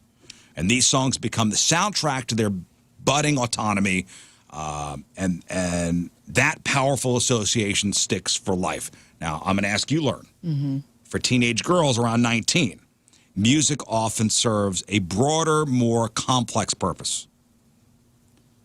Teenage girls at 19 tend to use songs to explore and regulate their emotions, process romantic relationships, strengthen social connections. You know what? I'm actually, it's a little bit right. Because to me, when I think about like my foundation of music, it is the 90s music. Because I was a cool kid, like influenced by older cousins listening to all that alternative grunge. But you're right. Like Fever to Tell from the Yeah Yeah Yeahs came out around 04, maybe a little bit before. And that album, I would listen to and fro, Columbia to Swick, driving back and forth. And that album in itself was very prolific for my life. So, yeah, I mean, that's one that stands out. So what this also found was men tend to have a lifelong anchor to their teenage music. So even as they get older, the songs from around 16 remain just as emotionally powerful as newer music they enjoy. It's like that early peak becomes a permanent landmark in their emotional map. Women, on the other hand, tend to be more musically fluid. While songs from the late teens are still important, as they age, the music that feels most meaningful is often more from recent years. Interesting, because I feel like I've gone backwards. Like working at KSU all these years, I feel like all that older music that I found for the first time, like when you hear deep stuff for the first time, not just like the mainstream classic rock, that's the stuff that I listen to now more than anything. Because I don't listen to new music as much. Like I'm a huge Turnstile fan, and that band's really like ignited my soul for music of now. But other than that, I mean, and Lord Huron and like other bands that I've kind of found in the last couple of years. Like actually, since working on this show, like it's opened me up a lot to listening to newer music. This is me to a T, by the way. Really? This is I am anchored in my teenage years for the music I listen to. Yeah, you really are. Like, because every time we do the Spotify Wrapped or whatever at the end of the year, it's all like grunge from Right. the 90s. Well, this might explain a classic conversation. When a guy hits his 50s, he insists that music was just better back in his day. Oh, yeah. And he's not just being nostalgic. His brain genuinely is locked onto those songs with incredible intensity. Wow. I accept that I don't understand what the average person, the average music fan goes through, which is why I'm so curious. And I was like, if I write a song or something, I show my kids or I show, especially my older daughters, like they are much more like right down the middle on how they consume music. For me, I got a guitar in my hands when I was 16 and I ate it, I slept it, I lived, I breathed it. I mean, music was so everything, and I know that that's not the average experience. Most people go through their life and like music is just fun, and they eat it when they want. We're in the business. We're all in the business here. Right. So I don't know how the average person consumes music, and it's a very fascinating thing to me that I don't understand. Because to me, it's like but even it's with everything. all the music I've been around, as far as being on the radio and being the music director of the station for a bunch of years and hearing all the new stuff, and anchored in 1994. I'm anchored to 1994. I mean, you also got the greatest year in alternative history. Sure. Yeah, lucky. Yeah, because for me, I don't know. I don't feel like it's one of those. I listen to it every once in a great while, but I rarely listen to stuff I listened to when I was a teenager. And I listen to way more the old school, old country. Yeah, but you're a strange person. I guess. But I love into- old country, and that's my thing. Alternative music shifted and hit for me in '94, and I think that's when I realized, oh, music is a lot more to me than anything else. Wow. So I was probably 14 or 15, because when I'm looking at these records, 97, 96, 95 releases, the 95 releases are ones that I will listen to weekly still. 97, not so much. Those were like the second and third records from bands that I was like, this is okay. Well, Blindside, yeah, that's one we don't listen to either. But. Well, I thought it was interesting. This was a big study. That is cool. Musical peak for guys, 16. For women, it's 19. That's pretty funny. All right, today is October 22nd. Back of the day, 87 years ago, 1938, a guy named Chester Carlson, he printed the very first photocopy on his strange invention, the Xerox photocopier. Whoa. IBM, RCA, and Kodak all had no interest in this new gadget of his because they didn't think there was a use for a machine that only made copies. So he started manufacturing the device himself and made $100 million. Good job. Let me see. 59 years ago, 1966, the Beach Boys hit the charts with Good Vibrations. The single took 6 months to record. It was the most expensive song ever produced up to that time, costing $50,000. 56 years ago, 1969, Led Zeppelin 2 was released. 49 years ago, 1976, Bob Seger releases Night Moves, his first studio record to make an impact outside of Michigan. Buried the lead on this segment. What do you mean? That should have been celebrated up top with some fanfare and trumpets. Seeger's Night Moves. Well, I was going to stand up and salute, but Seeger's Night Moves was the first record to make an impact outside of Michigan for him. 32 years ago, 1993, Rudy was released, starring Sean Astin as Rudy Rudiger. Does that hold up? I need to go watch it. I think I need to watch it again. Yeah, I'm curious. Does it hold Because up? remember, Joe Montana was the quarterback. Joe Montana was the quarterback for that team. And he goes, none of that stuff really happened. Oh. Like, they didn't go into the coach's office and everybody threw their jerseys down. Yeah. Don't ruin Rudy don't for say. people. Let them believe. And wasn't the coach the same dude that was the old man pitcher in Major League? Wasn't it that guy? Bardall, I forgot. Badgesil. That That's guy? his name, Bardal Vagisil. No, that's what he rubs on his skin to Put get a little snot bit more on the hook on his. Yeah. Rub a little jalapeno on it. 24 years ago, 2001, Grand Theft Auto 3 was released. That featured a fictional version in New York City called Liberty City. 23 years ago, 2002, Eminem puts out Lose Yourself. And 4 years ago in 2021, Dune was released, starring Timothée Chalamet. And the sequel, Dune 2, came out March of 2024. And that's what happened back in the day. All right, time to find out what's going on in the world of music and entertainment with your crap on celebrities. And we start with this. While the cause of death for Limp Bizkit bassist Sam Rivers has yet to be determined, a spokesperson for the St. Johns County, Florida Fire Rescue has told TMZ they responded to a call for a non-responsive person in cardiac arrest. So the spokesperson added on Saturday that deputies responded to an attended death at that address. And an attended death is one in which the deceased has been a patient under medical care for a serious or life-threatening illness that will likely lead to death in a relatively short period of time, days, months, if not years. Okay, so say that again. So an attended death is one where the person who died, had been under medical care, which he had. Like he had the liver problems and the replacement of his liver, and so. We don't know anything yet, really, but he did die of cardiac arrest. So he may have been sick for a little while, and that's a shame. It is a shame. Again, he was 48 years old. And did you see that they have no plans of stopping touring? They're going to still tour. Yeah, I would assume.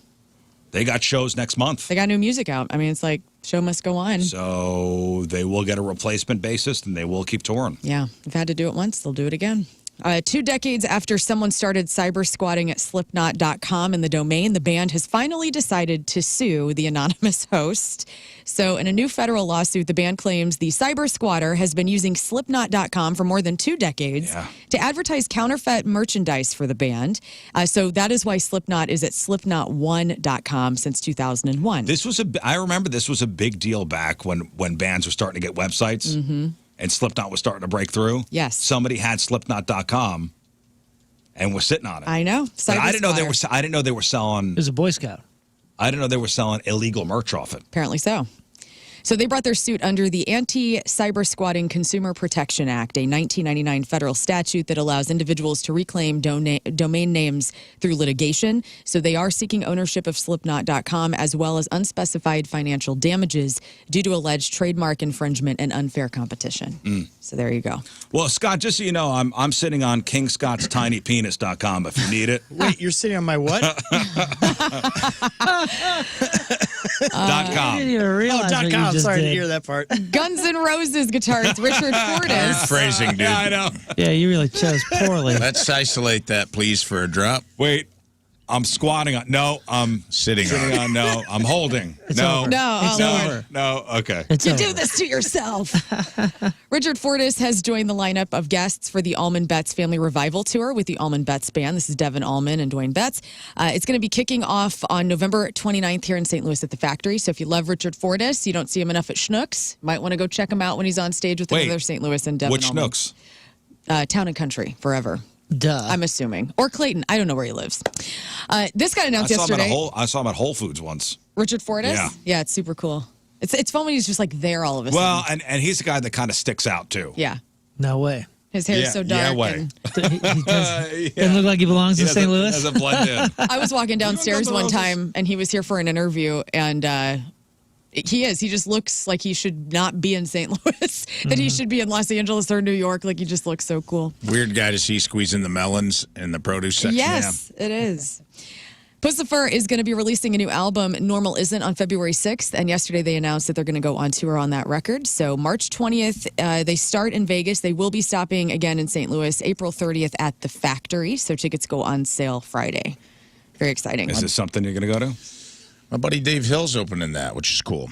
I don't know if you guys are familiar. He's a comedian, but he's like from Cleveland, and he's a good musician too, and he's kind of a rock and roll historian. That's cool. And does a very, very cool rock and roll show, and I think they're taking him on tour. He's a good dude, and that's just like that would be a cool show to see. Like, is he just going to get up there and play music, you think? Or is he going to He'll probably host. I think he's probably going to host. I don't know. I honestly don't know because Dave's he's a very eclectic dude, and if you follow him, he's a good follow on like Instagram, and and TikTok and stuff like that. Do you guys know what the first country music video that MTV ever played was? Country music video. Wow. What do we Country music. This is really interesting. Wait, so was it the year that they launched? Let's see. No, it was in '86. Because remember, they were just at the time when MTV launched, they were just music playing television. whoever had videos. Yeah. 86, you said. 1986. Because I don't remember too much. Like, I might have seen a Shania Twain music video like that, but otherwise, that was on CMT. That wasn't on MTV, right? Right. So this is an interesting tidbit of trivia. So in 1986, Dwight Yoakam's "Honky Tonk I had a Man" feeling. was the first video, and here's a little audio from that song if you don't Dwight remember. Yoakam. Okay. And not less than so-and-so. This is the actual video. Stop the ship, guzzle them in. Dwight Yoakam damn near killed him.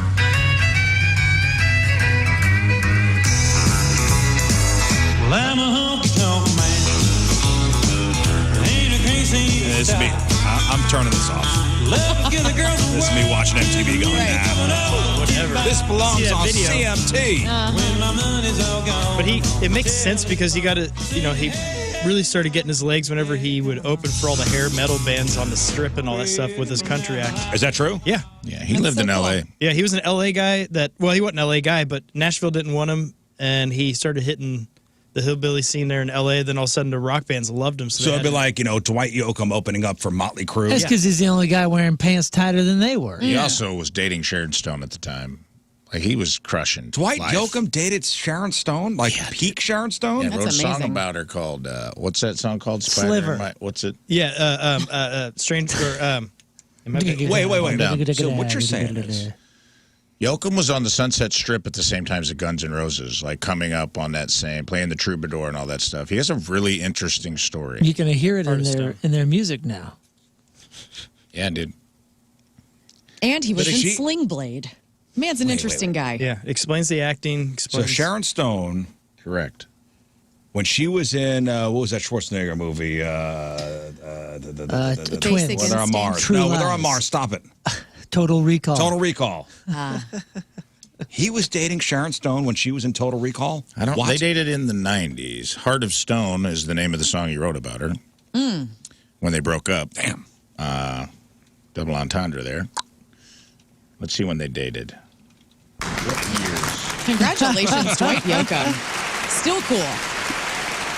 Early 90s, so it says. Early 90s. So this might have been Casino Stone. The best. Same year she made Basic Instinct. She was with Dwight Yoakam. That's peak Sharon Stone. It says they were often man. seen together at events like Academy Awards, but their romance was short-lived. Stone described Yoakam as a dirt sandwich in a 1995 interview, indicating that their relationship was not successful. I could see him as a dirt sandwich in a good way, though.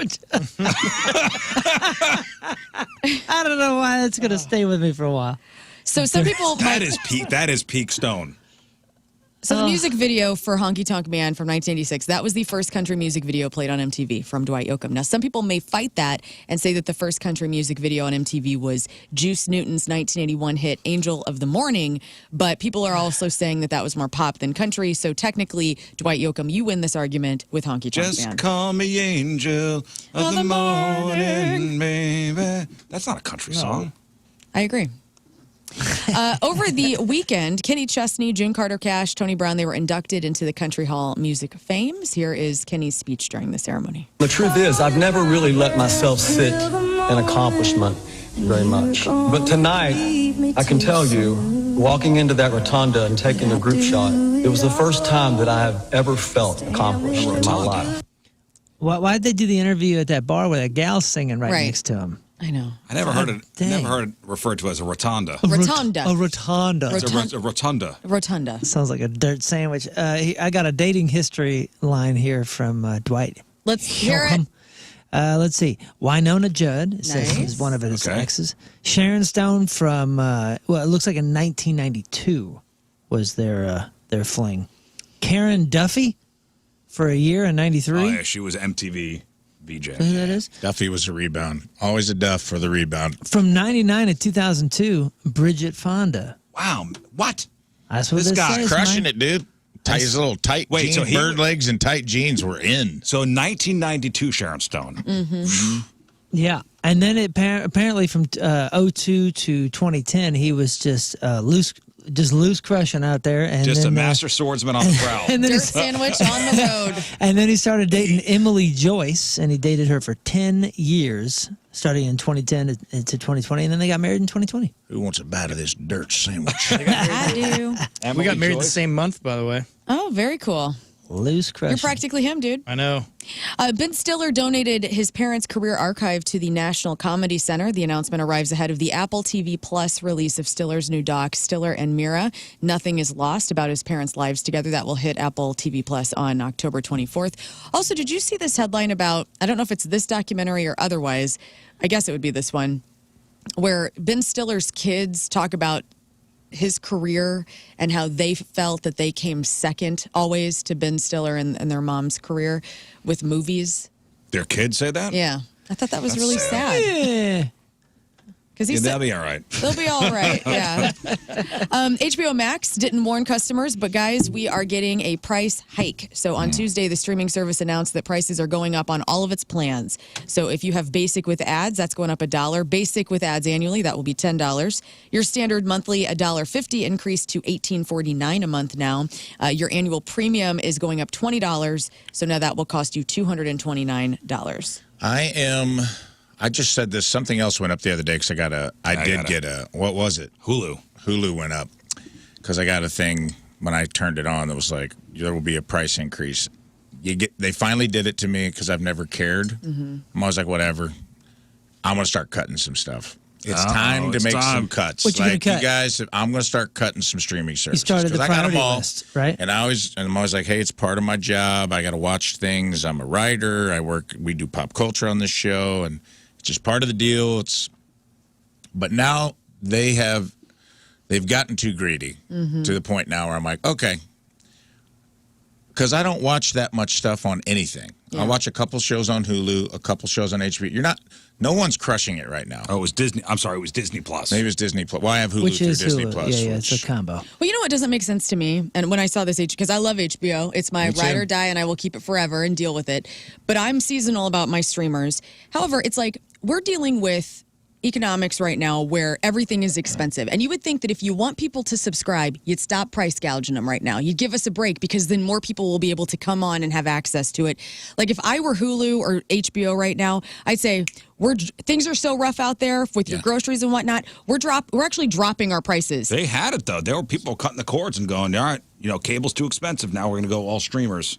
Bang And for my your Disney buck. Plus went from $79.99 to $159.99. It's insane, man. Dang. Bang for your buck. It's time I to think, cut them out. yeah, I think Netflix knows that they are the least value for your dollar.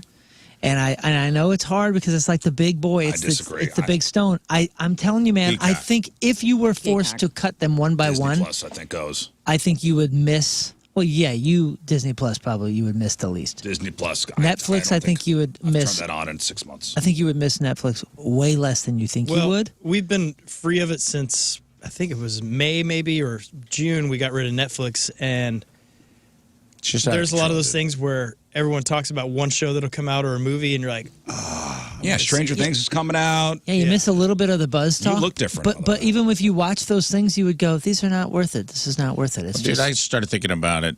I have Peacock, Apple TV.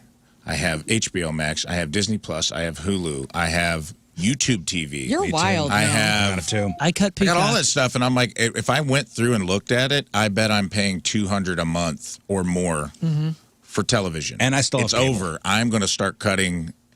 I'm going to start being commodus and putting my thumb down. And I'm going to be like, oh, Peacock, oh, down. all Law and Order reruns. No, Yeah. you're dead. Do it Peacock was my seasonally. first to go. Netflix will be my next to go. And I'll tell you I what, have though, Paramount too. I think Netflix knows it, and that's why they're doing all this stuff with the podcast stuff. You've been reading about that? Oh, yeah, the Spotify deal. Yeah, dude. Because they know that their biggest competition is no longer the cable companies. Their biggest competition isn't even Disney Plus or any of those. It's YouTube.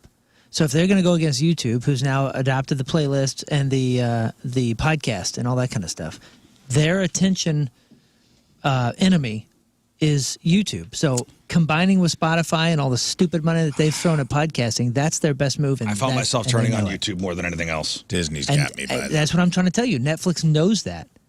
And they're going to do this whole Spotify playlist, or not playlist, podcast thing. You know what I think they should do? To Because get I into was that game. looking up the best online fitness apps for like my phone and for my Mac.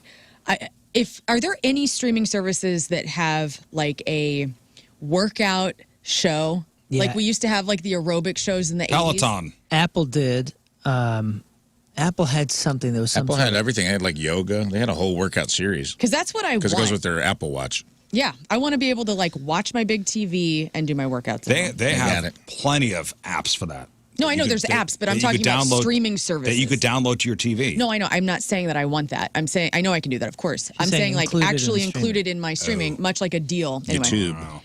A24, the independent film studio behind different movies like Uncut Gems and The Brutalist, is now entered a new industry, opening a restaurant in New York City's Cherry Lane Theater. So this is cool. Do you know where the Cherry Lane Theater was in New York City? Is that like a cool thing? Anyway, I don't know. Wild Cherry is going to serve modern French cuisine with oyster and seafood cocktails options, frog legs, and even more under a vintage style dining experience. They're already taking reservations at Open Table, and so the restaurant's going to host like one night only screenings, celebrity Q&As, and different independent films. I think it's I kind wonder of if they're neat. going to do like a Tenacious Eats kind of thing. I bet they where will. they show their movies and create Dishes. a menu around. Yeah. Around like Beau is Afraid. What is the menu going to be like for Beau is Afraid? Just a big nut Just a sack. big old giant ween that everybody, no one knows why they're eating it or what it has to do with anything, but it's there. Yeah. That's A24, right? Your food's Yeah. going to eat you. I feel like A24 though is so like artistic and like layered that maybe this has to do with some sort of art project, movie, film, show. Oh, they're doing something with There's this. something like I can see that. What if, Something's afoot. yeah, well, like what if it says you might be on camera or sign this waiver or something like that? Like I can see you being in the next horror film done by A24. The next Rizz is Afraid. Rizz is Afraid. It's not going there. Welcome to the restaurant. And finally, if you thought you were going to stop shoving Halloween down your throat on this show, you're absolutely wrong. 'Tis the season. So Empire Online, they did a list of the top best zombie movies. So what comes to mind? What do you think the number one zombie movie is? Evil Dead? Evil Dead. No. I'm Is a it bit Dawn of of the Dead?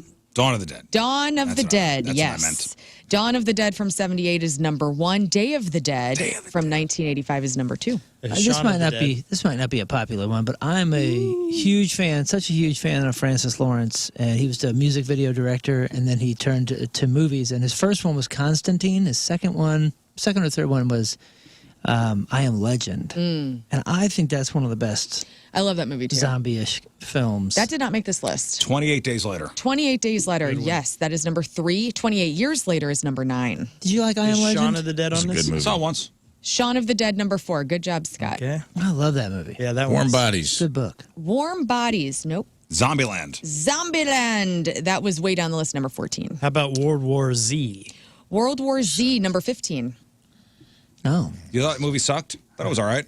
That was all right. Brad It was Pitt. Brad Pitt. Yeah, I thought it was fun. It's all right. It's all right. Big budget.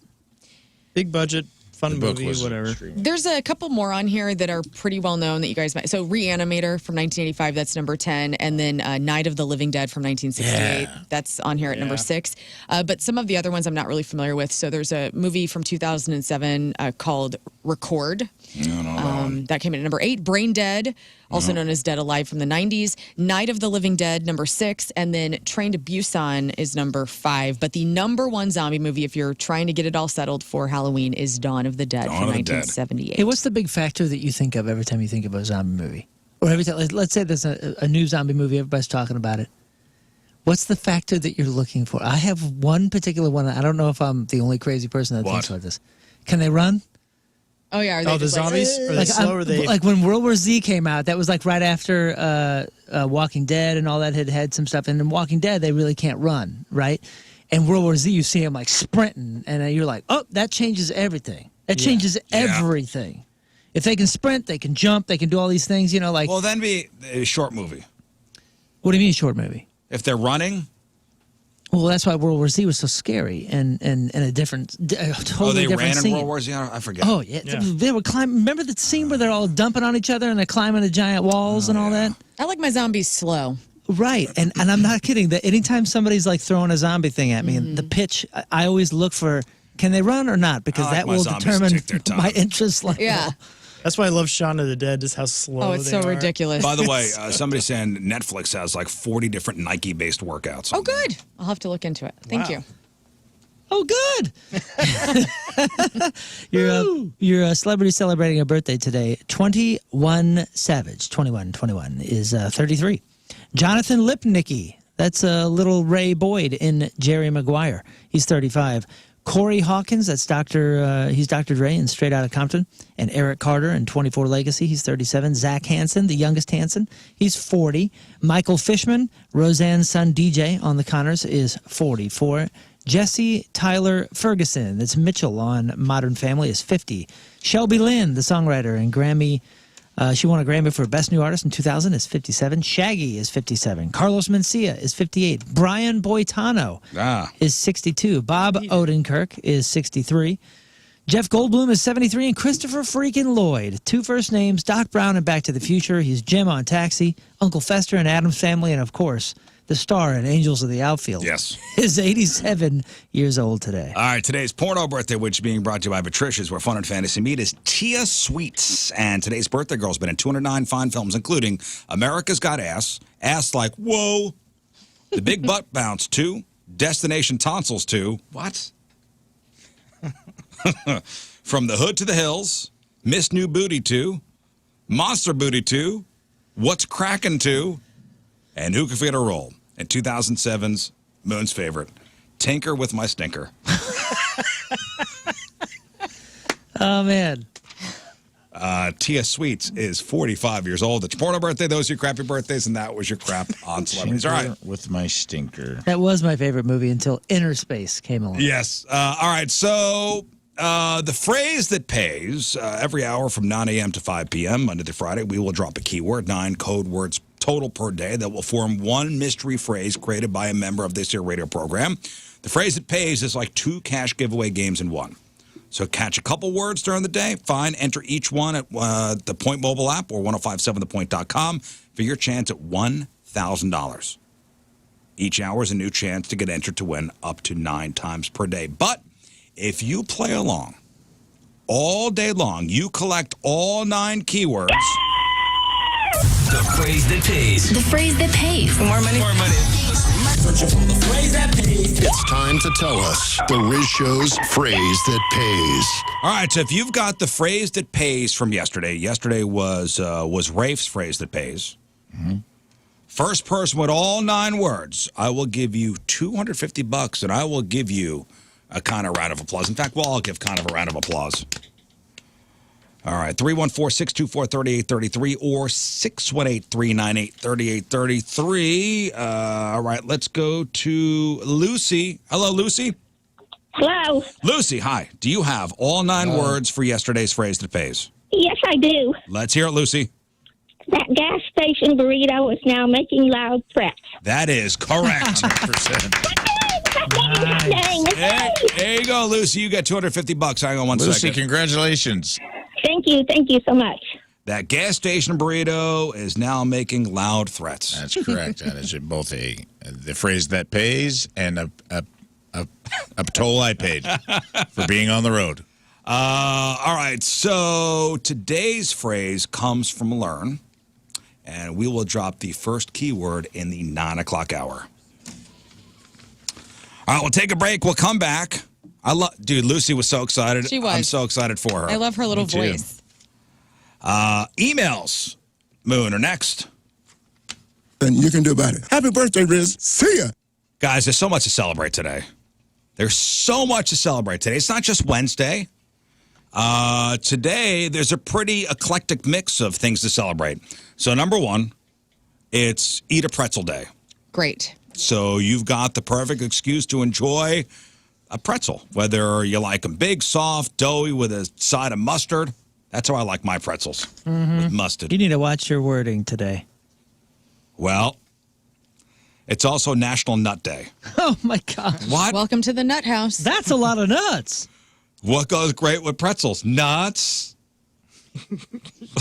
Anybody else feel like when they eat nuts that it's like you're eating bark? It's No. like you're eating wood. I mean, it's essentially what we're dealing with here. It does kind of feel like compressed sawdust at times. Like an almond, which I love. Don't get me wrong. That's my favorite nut. It's essential. It's like a little baby tree trunk that you're eating and calling Listen, it today we something. celebrate it all. Almonds, walnuts, peanuts, cashews. Grab a handful of nuts to celebrate. It's also National Sparkling Water Day. If you're in the mood to make a positive impact, it's Clean Up the Earth Day. Oh, good. We'll get right. I'm sure we'll get right on that. I'm already on it. I've recycled everything I could today. It's National Make a Dog's Day. Make One a sure to make dog you smile. It's a day dedicated to doing something extra special for our canine companions. Give your dog an extra long walk today. Maybe a new squeaky toy. It is Maybe just a ton of belly rubs. It is a great day to do that.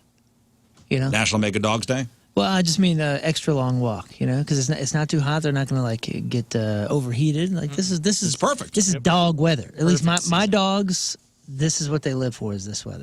It's Smart is Cool Day, so let's celebrate our brains. This day is all about promoting intelligence, curiosity, and the love of learning. Thank you all. Read a chapter of a book, watch a documentary, learn a new word, solve a puzzle. It's a reminder that being smart and inquisitive is something to be proud of. Today's also a day to be mindful and show some appreciation. International Stuttering Awareness Day. Today is National Knee Day. National Knee Day. That's right. Here's a body part that probably doesn't get enough credit until it starts hurting. Our knees do a ton of work, supporting us through walking, running, jumping, and just standing. Is it your right, left, and your weenie? So maybe take it easy on your knees today. All right, so it's also International Caps Lock Day. National Wombat Day. Love a wombat. They're so big. They're adorable, aren't they? They're like huge guinea pigs, right? They're a burrowing marsupial from Australia. I held one before. You did? Yeah, they got them at that. They call it a koala park, but it's like a kangaroo. You go in the big open area with all the roos. I don't know. Oh, dude, it's amazing. Where is this? Australia? This is this is above. It's just north of Sydney or just north of Brisbane. I forget, but Well, it's another reason to go down under. dude, wombat. it's so cool. And like normally kangaroos are kind of a-holes, but like these ones are just hanging out in this like big giant prairie area, and they're used to people coming up and snuggling with them. But they got big grays and reds, like the two different types of kangaroos. Yes. They got a cassowary. That's where that cassowary killed that guy. Super. Neat. Hang on. Did you take a Joey? Did you wear like a sweatshirt and like it pocketed itself into to your pouch? I don't remember seeing any babies. Well, you'll get there one. But I will. you hold a koala, you hold a crocodile. They got a bunch of wombats in this box. I love Australia. And this dude, a few weeks before we got there, I know I told the story before, but a few weeks before we got there, Tell me he got his face ripped off. No, the rangers or whoever the workers are, the zoo workers, got there in the morning, and there was like a Toyota Corolla or something in the parking lot. And they're like, "What? What is that?" on? And the door was ajar. Oh no. And they went over, and there was a guy in the passenger seat with his guts in his hands, dead. Oh, those cassowaries are. And this dude was trying to steal a wombat because I guess they're kind of valuable or something. And he jumped the fence, and he just accidentally jumped the fence into the caged area where the cassowary is. I don't know what a cassowary is. It's a they're giant that bird It's a with freaking giant, like, dinosaur claws. bird. Yeah. It's like couple swipes. It has like a raptor, like Jurassic yeah. Park raptor, Yeah. like Like birds of talon, prey, yeah. and it kicks at you and slices, Yeah. and it got his guts, Disembowel you. and it disemboweled. well, he shouldn't have been trying to steal up on the wombat. That's on him. Yeah, that is on Dededetsky. him. Let's get to a couple emails. RizShow at 1057thepoint.com or your instant feedback. All right. 1057 The Point mobile app. Email sponsored by Glenn Brothers Garage Door. Garage Door giving you trouble? Call Glenn Brothers Garage at 618-900-4239 or glennbrothers.com.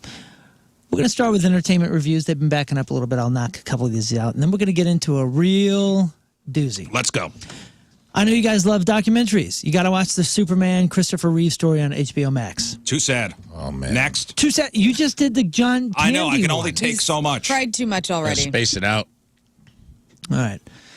Team Rizz member Terry from Farmington says, love you all. I found the greatest page on Instagram. I think you guys would love it. I think Moon would love it more because it's amazing, and it's called Learning with Lyrics. They create songs to teach you about things such as what happens if you accidentally fall through a grain silo, like filled with grain or corn or something like that. They even have little videos. I know you guys will love this page. King Scott will definitely love What's this. it called? Yeah, I have it Learning right with here. Lyrics. Yeah, it's Learning with Lyrics on You're falling Instagram. down a grain silo. What do you do? You're yeah. suffocating yourself. Oh, Let's. that's how it sounds like. Like what? Perfect. Yeah, let's see. Here's the grain silo one. Give me some audio. Unmute.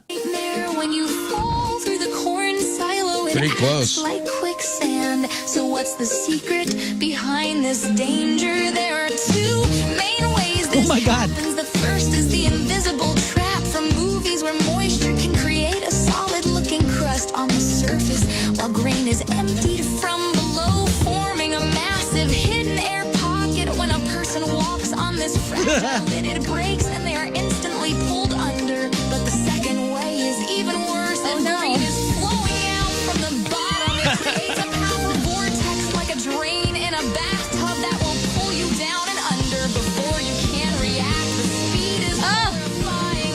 A person can be pulled down to their knees in just 4 seconds and be completely submerged in less than 20. And here's the most terrifying fact: the primary cause of death isn't suffocation from having your head buried in something called compression asphyxia. Oh, God. Okay. Holy Well, smokes. All right. That's, compression All right, I'm asphyxia. in. Yeah, thanks, Paramore. you can't breathe. You were real close on what that sounded That like. really I was. that give you wasn't credit bad for at all. that. Thank you. That's my page. I'm actually Yeah, so- the person Well behind it. done. Man, there's a story, every once in a while in the news about somebody being lost in a grain silo. And Now we know that now we know the science behind it. everything's fine. Yeah, so it's like being almost trampled to death. Yeah, like like you you're By crushed. quinoa. Like you can't Asphyxia breathe. because of crushing. Yeah. Yeah. Hee-haw. I don't wish to be murdered in a grain silo. Okay? Well- By the grain. Don't ruins go a to lot of grain. Don't go into a grain silo. Well, Fine. I like to do Easy. things on the weekend. Yeah. Next. Hello, all. I wanted to share an ongoing story with you. Old friend of mine meets a woman online. After a couple months of talking, he decided he's going to South America to visit her for a week and see how it goes. Well, I could already see this. The next sentence says, they fall in love, apparently. Short backstory, this old friend knows I travel for a living, and when he contacted me this year to ask for free airline miles, it was the first time I had heard from him in over a year. Anyway, he gets back from South America. He says he's in love. They're engaged. Oh, okay, now. so we actually met. I thought this was, Well, hold on.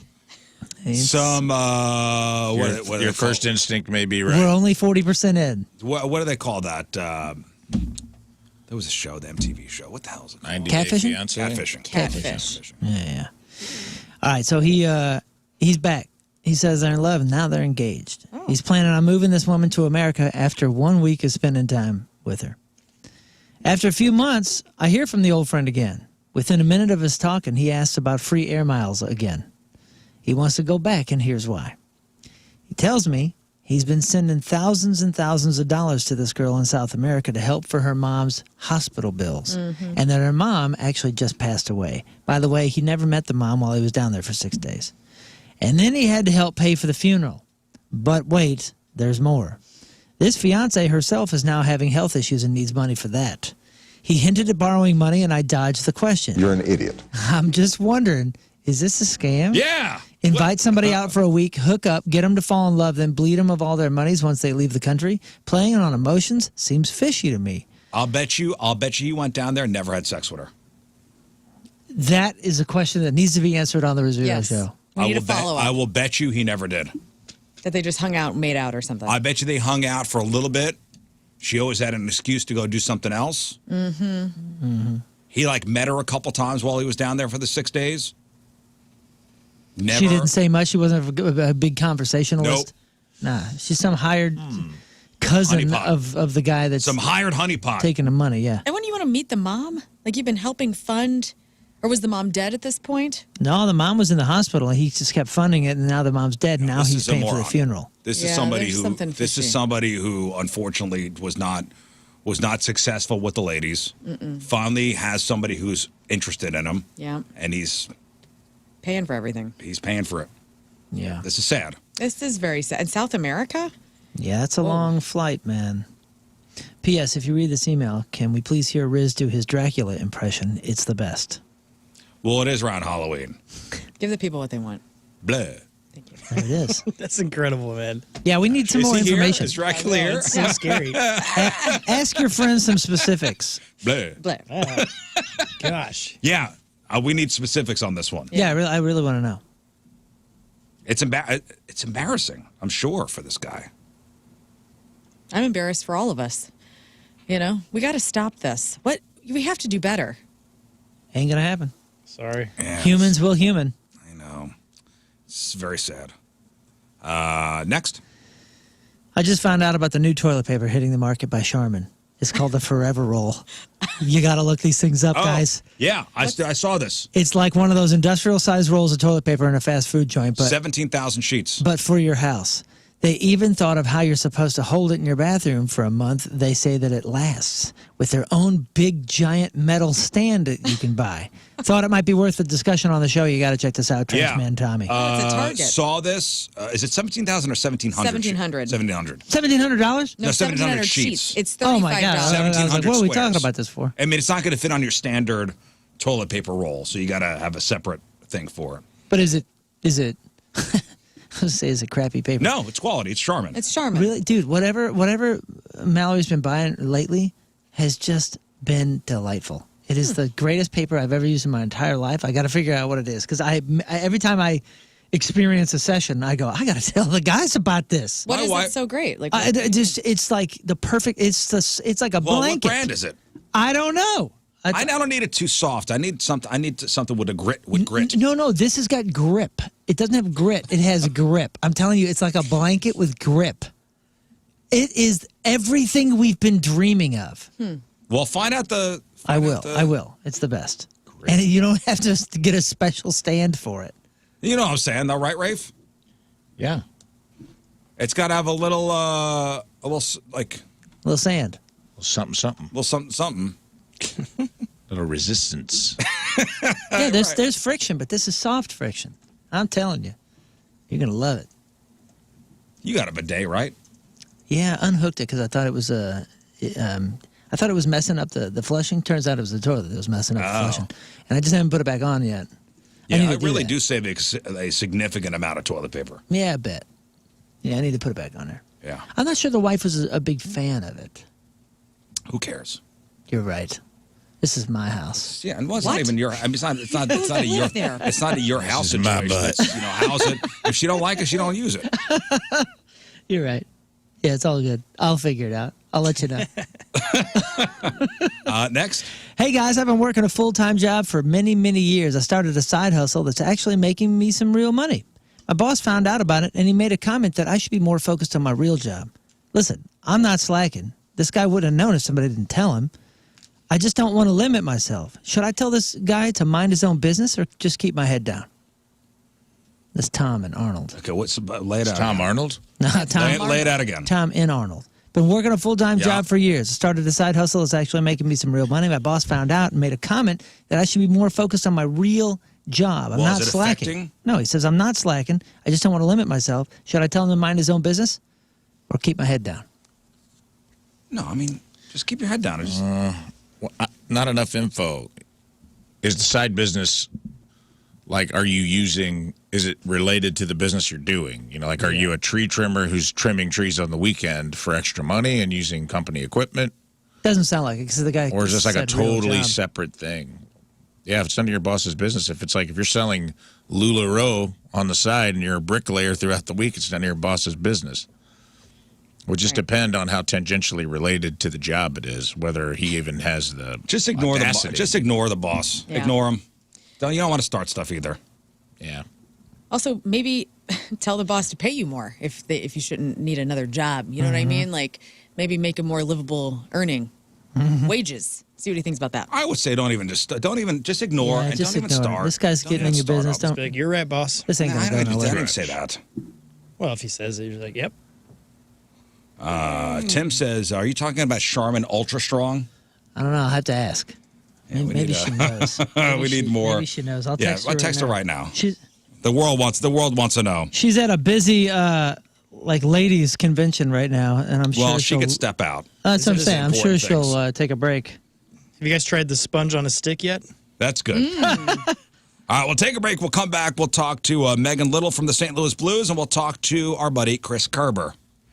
I said, what kind of toilet paper are we using now, babe? I love it. What are we rocking now? St. Louis wants to know. 8:33 Wednesday, traffic and weather moon coming at you. Traffic. First, I'd like to welcome on the phone Mr. Chris Kerber. Good morning, Chris. Morning, everybody. How are you this week? How are you?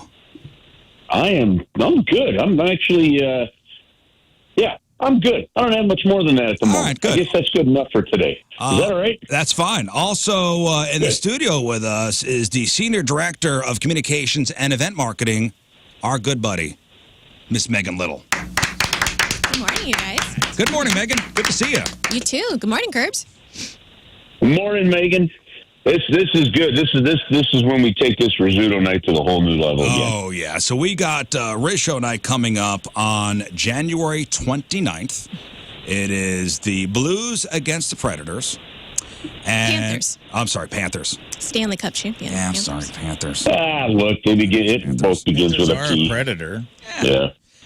So we have the hockey hoodie that is going to be part of our theme night. So if you buy your theme ticket to Rizz Show Night, you get the hockey hoodie. And a portion of the proceeds go to Operation Food Search.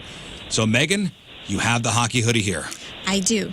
It is in the box right next to Rafe. Rafe? Yes. Would you like to... Oh, he gets to open the box. What's in the box, Rafe? What's in the box? Open the box. Wait, we already told him what's in the box. We Okay, did. yeah. So let's see what's in the That was box. 7. Okay. Underneath Gwyneth Paltrow's head, there is a very cool. Whoa. Oh, let's see that. Oh, Oh, it's oh man. Coolest It's a one good so one far. this year. That is a That's heavy duty. It's thick, too. This is a cool-ass hoodie. Oh, and look on the back. It's got my name on it, It's so I thick. guess that was mine. That's a cool giveaway item. Does not have your name on the back. Oh, no, I see it. What's the Got Bulls? Jeff's initials on the front. Well, and listen, but you guys know this, like whether it be from the bobblehead and all that stuff, like it's not like an unlimited number of these things. So if fans want them, they got to get these tickets because you guys have sold these things out. Oh, yeah. So Megan, everybody's got to go to the theme night page. stlouisblues.com/promotions. You'll see Rizzuto Show Night listed there. Buy the tickets right from that page where it says buy tickets to make sure you get the theme night item. Yeah. Comes Soft. in multiple sizes, so you can choose what size you want. It's really nice this Yeah, year. this is, let me see. The logo It's is so cool. embroidered on there. The new blue note on both sides Yes. embroidered on there. You know- There's a And little we got like the point pin. laces. I was just going to say, you know, it's a big deal, especially to hockey Laces fans. out. The Point made a hoodie one time that had the strings, that had the laces in the front, you know? And anytime I wear it, I get tons of emails saying, where did you get that? Can I have one? And this is, I mean, look at that with the blue laces in the front. It's very cool. That thing is And the embroidery slick. is very thick and like raised. It's very high quality. And the inside, feel the inside of the hood, how soft yeah. it is. Well, you know what's great is not only do you get the hoodie, but you got a Blues game to go along with it. So Right. It's very soft. And it took us a long time to get the sample because they had to custom make the dye to get the new blues color right. Oh yeah, so yeah, it's a new Blues color. New blues color. So yeah. hey, you get the hoodie, and we'll throw in you going to a game as well. I think that's a wonderful. Great compliment. Yeah, that's right. You buy the hoodie through stlouisblues.com/promotions and you get a free hockey game. Hey, Curbs. That's how you're looking at it. Besides, Rizz Show Night, what is your favorite of the theme nights? Man, that's a good question. I've always been a Star Wars fan my whole life, so I get a kick out of that one. But yeah, because Star you Wars. know the one that I didn't expect to pop like it did, and I just saw I just saw a cafe in Vancouver on our last trip in there. Now I'm not saying that this is one of my favorites. This blew my mind, but that Hello Kitty night from last year, holy smokes! Like the kids went nuts. I did not know that Hello Kitty is a she, right? Yeah. Yes. Yeah. Yeah. I did not know that see was that big of a thing still. Well, Hello Kitty Night is coming up on January 16th against the Lightning. Everybody gets Hello Kitty with a light-up bow and bobble arm. Okay, that's it's a deluxe theme night, so you got to go to the theme page. Yes. For that one too. All of these you have to go to the theme night page. I actually like the zoo. I like the zoo giveaway for Zoo Night coming up. I think that's what, like November 3rd or something. That's a like you get a like a polar bear bobblehead, but it's got like Christmas lights around its neck that lights up. That one's kind of cool. Yeah, Megan was just telling us about that. That sounds awesome. Yeah. My daughters are like, and I don't know if you guys with kids have experienced this. Like, I don't know how many new TV shows. I kind of feel like the creativity of movies and shows is pretty much out the window, right? So it's all either remakes or superhero stuff. But the like they're all going back and watching all these shows. So I've got 3 girls, right? So like One Tree Hill and all these other shows that are older. So like my oldest has gone back and watched every Friends episode. So she's going bonkers over the Thanksgiving turkey theme night with Friends night. Yeah. So Megan, do you want to explain a couple of these new theme nights? Yeah. So I guess, as Curb just said, Friends Night is coming up on Monday, November 3rd. So all theme night buyers are going to get this Louis bobblehead with the turkey on his head. If you've seen the one with the Thanksgiving episode where Monica puts the turkey on her head, that's sort of our take on it. And then St. Louis Zoo Night, which is a brand new one for us, is that polar bear bobblehead. He lights up, and then a portion of all tickets sold is going to go back to support the zoo. Sweet. And then Hockey Fights Cancer Night is coming up on December 15th. And what is the giveaway for that night? That is a lavender Kelly Chase jersey. It's really nice. Nice.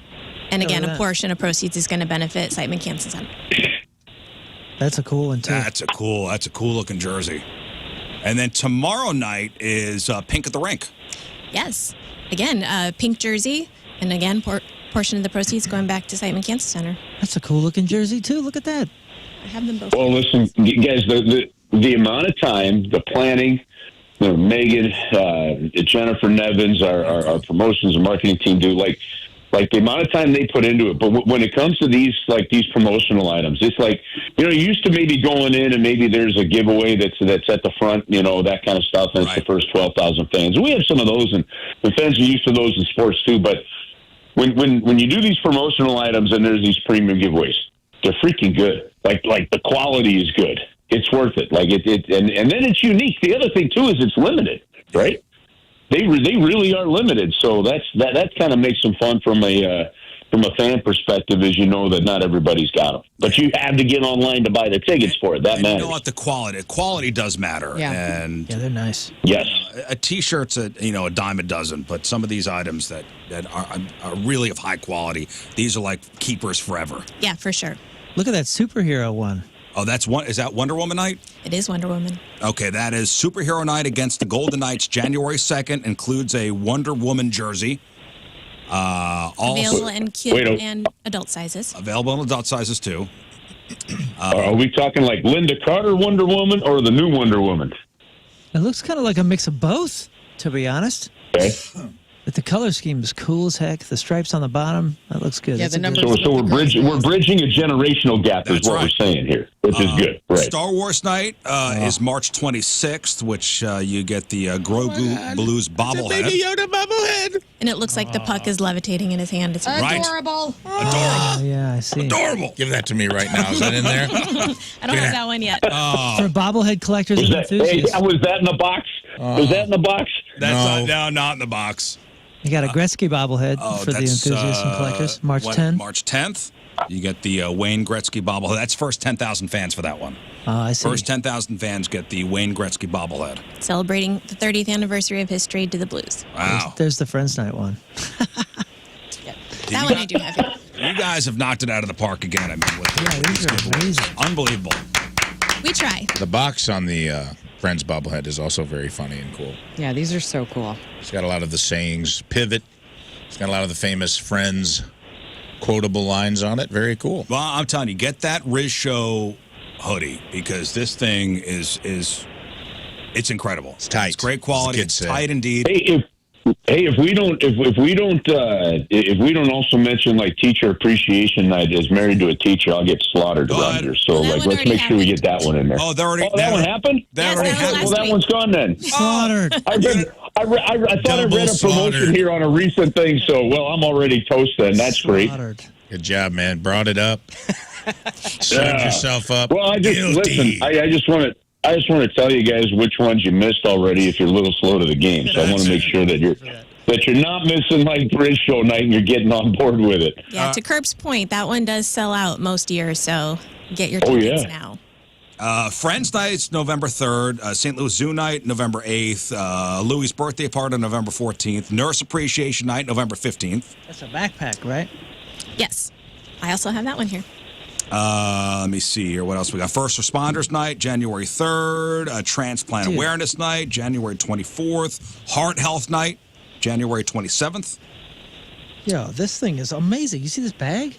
Quality bag. Quality bag. Yeah, man. That's a nice bag. Quality You guys bag. know how to That's pick out a- bags Yeah, for you sure. guys are great. For sure. You I do don't- have the teacher appreciation one here because it's giant and can carry a lot of stuff. It's a but great that one tote is bag. really nice. How many learns can you fit in there? You could fit one learn. I could fit in there. That is a unit of measurement, by Yes. the way. One you, learn. You don't want to take this home, do you? You don't have to take this Are back. you I'm claiming leaving that? us all for you. Are you claiming that? Can I have This the is the Friends teacher bobblehead? appreciation You have the bag. Friends bobblehead. I never come empty-handed. Look at vultures. I know. Like, excited. Well, we're helping drooling. Megan. She doesn't want to carry this stuff back down. I really don't. I have no more room in my office to carry stuff. Chris, let's talk about last night real quick. Okay. What happened last night? I don't know. Would you describe the first two periods as kind of a lifeless offense? Yeah, I just, yeah, I would. I mean, yeah, like you get to the point sometimes that like of just laying it all out there. Teams have to find their way in early going of the season, right? And there's just enough newness to it. And Jim Montgomery referred to it after the game last night when he talked about how the fact that he kind of feels like a team he's sensing something similar to the way it was in January, right before it took off, which is fine. And I think what they realized is they had to focus on some details, you know. And when you get to that point, you're kind of thinking more than you're just playing. And it led to a really good win against Dallas, and you know, frankly, it led to a very good third period.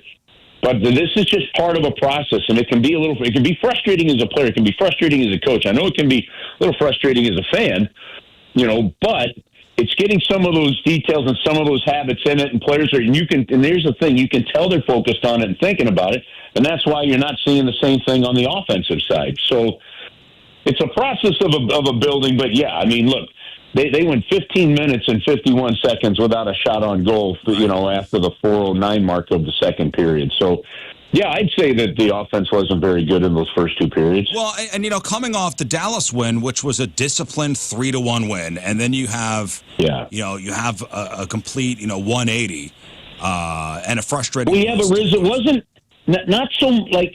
Here's the thing: you only had like 6 shots on goal in the first period against Dallas, right? And I want to say it was like 5 in the second. Like the difference was you kind of fell behind, and then you had that long stretch. There weren't a whole lot of shots on goal against the Dallas. There was a lot of decent discipline in that game last night against LA, right? LA just did a much better job of even clogging up that neutral zone and made it a lot harder, and the Blues players didn't adjust. Now, you know, when people talk about accountability and coaching and stuff, there are things to look for. You're looking at guys like Jimmy Snuggerud didn't play much in the third period, right? Mm-hmm. There's a young guy that, you know, that the coach after the game said, I didn't think he was checking. I didn't think he was skating hard. Like there's messages that were sent, you know, and the only way, it's the old Bobby Knight. I mean, you know, butt meets bench, you know, and that means that's the one play to motivate a player. And so we saw some pretty strong coaching, I thought, in that game last night, too, along those lines. So this is a process. Well, you know 3-2-1 after 6 games, and now you got a chance tomorrow against Utah to make it, you know, a good homestand. You know what I thought was awesome, though? So, all right, so first 2 periods are lifeless. Then you got Shen and Neighbor starting to throw some big hits around. Then you got Tyler Tucker getting into a fight. And that creates that spark, and things seem to get going after that. in some ways, it's really not a hard game. You know, and this is that when they talk about leadership, Braden Shen absolutely blew up Drew Doughty. There were a couple other hits. Then you see, Jake Neighbors, doing the same thing. You follow that up. Then the fight with Tucker, and Tucker was standing up when Malott went after his defense partner in Kessel. So, there's no doubt that kind of got the bench going, and that kind of pulled them in, and that led to the third period. But I also got to think, when you go the final 15 minutes of a period without a shot on goal, somebody in the locker room says something, and they definitely came out, charged up. So the good news is you got a point out of that. And look, and if people say, well, you got a point, it should have been two, maybe. But when last year you made the playoffs when you won a tiebreaker against the with the Calgary Flames. Those 1 points matter. So I don't want to sit there and make it look like, that's a huge disappointment. That's a big point to earn in the Western Conference. And now listen, you can come out and against a divisional opponent tomorrow. You find a way to get things done against Utah, and you've picked up 5 out of possible 6 points in your last 3 games. That's how you just slowly build into something. Right. On a more personal side, yesterday was the return of John Kelly. How was that? How was that in the building? I think it was great. John's doing great. He's hooked on with the LA Kings. A great market out there. His daughter's Megan was at practice yesterday. It was nice to see her. So it was good. Change can be difficult. Change can be, sometimes uneasy. At times very unsettling. But I thought the video the Blues put out there was great.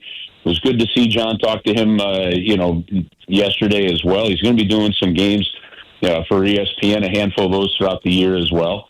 And he's doing really well, and that's a good thing. And I'm going to tell you the one thing that you take out of this, and Martin Kilcoyne asked me a question, shortly after the change was made, and the fans' reaction, the fans' passion, and it really doesn't matter the sport here in this town, but it's such a privilege to broadcast games for fans here in these sports teams, because it's not like many other sports markets.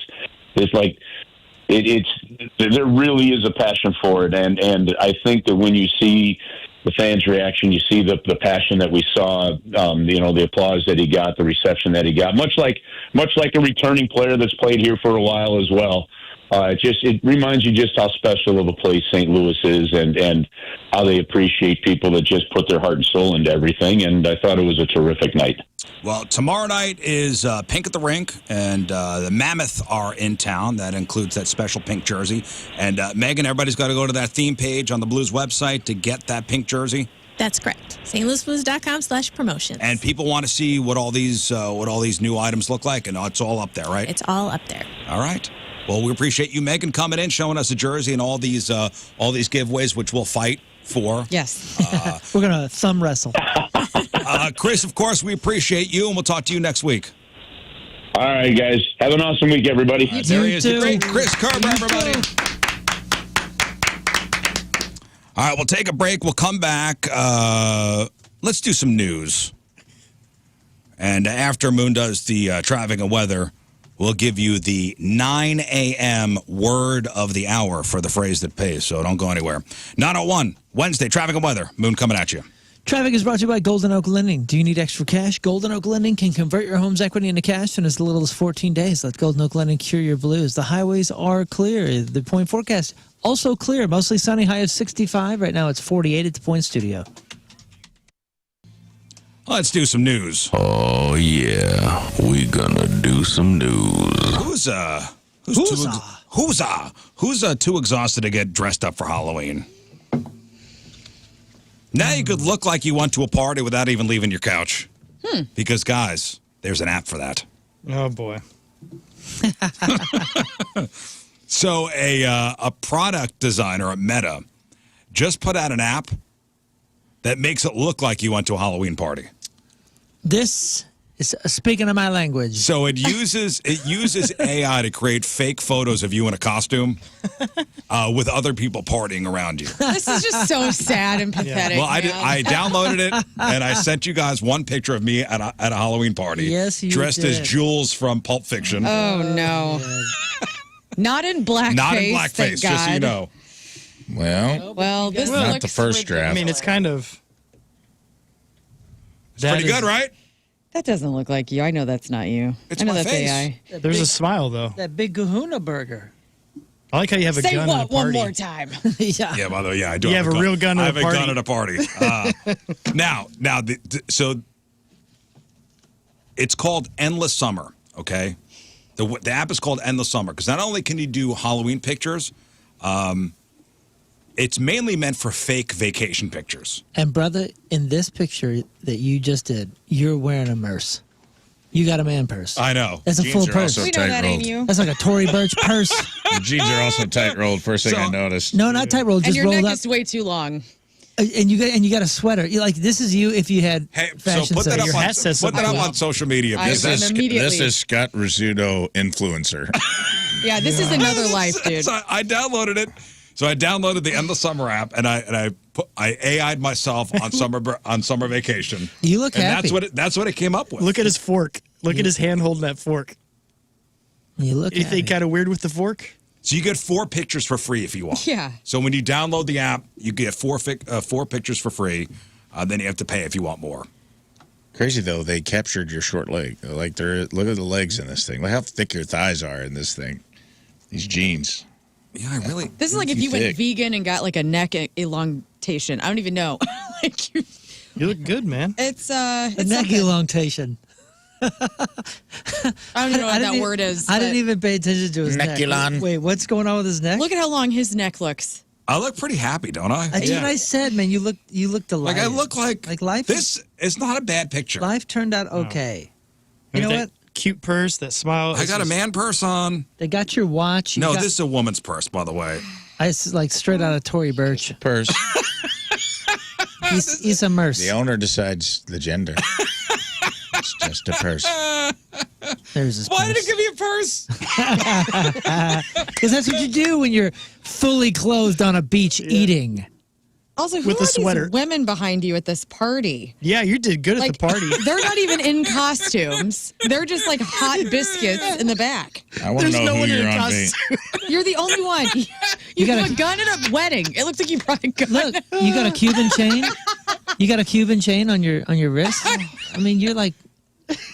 This is absurd. I also love that no one else at the party's dressed up. It is the Just you. And it looks like I'm robbing the place.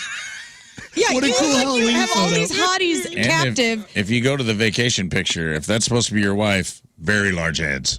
There's just like a hand from off screen eating with you, and it is a giant hand. And you're eating nothing but veggies in this photo. Well, we know that's not. I didn't know. We know that's not happening. There's all women except for you and one other guy, and you got him beat. Just so Yeah, you know, his purse isn't as big. all of the women are facing you. Wow, you I'm just gonna There's another change this. guy in the background that's clearly a serial killer, like stalking everyone. You can barely see his face. He's Oh, wearing, yeah, in the he's in the wig. darkness. This is going to be my new profile picture for you when you call, though, is you with the gun, because that's ridiculous. Yeah, that's a great idea. Well, make sure we show the people. Put It's it out on the social Instagram media. and Facebook. Go ahead. But if you want to screw around with it, I don't know if everybody gets the same like setting. So did Those- you just upload a picture of yourself and then it? No, you don't even upload a picture. Just like Weird. you allow it to use your camera, and then it takes a front picture of you. Oh. Yeah. My phone's probably got viruses now. Who knows what's going on? It's probably recording. I don't know. And that's fun. It's fun. Yeah.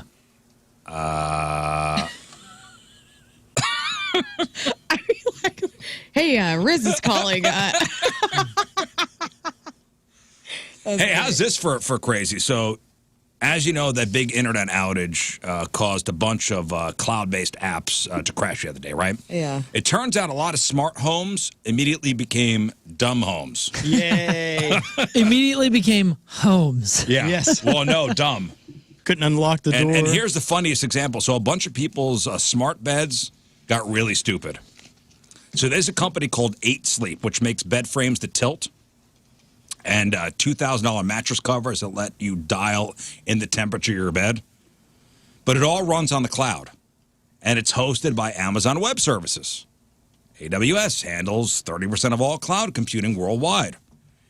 It ended up being a big issue for 8 Sleep customers on Monday because once AWS went down, it bricked their whole smart mattress systems.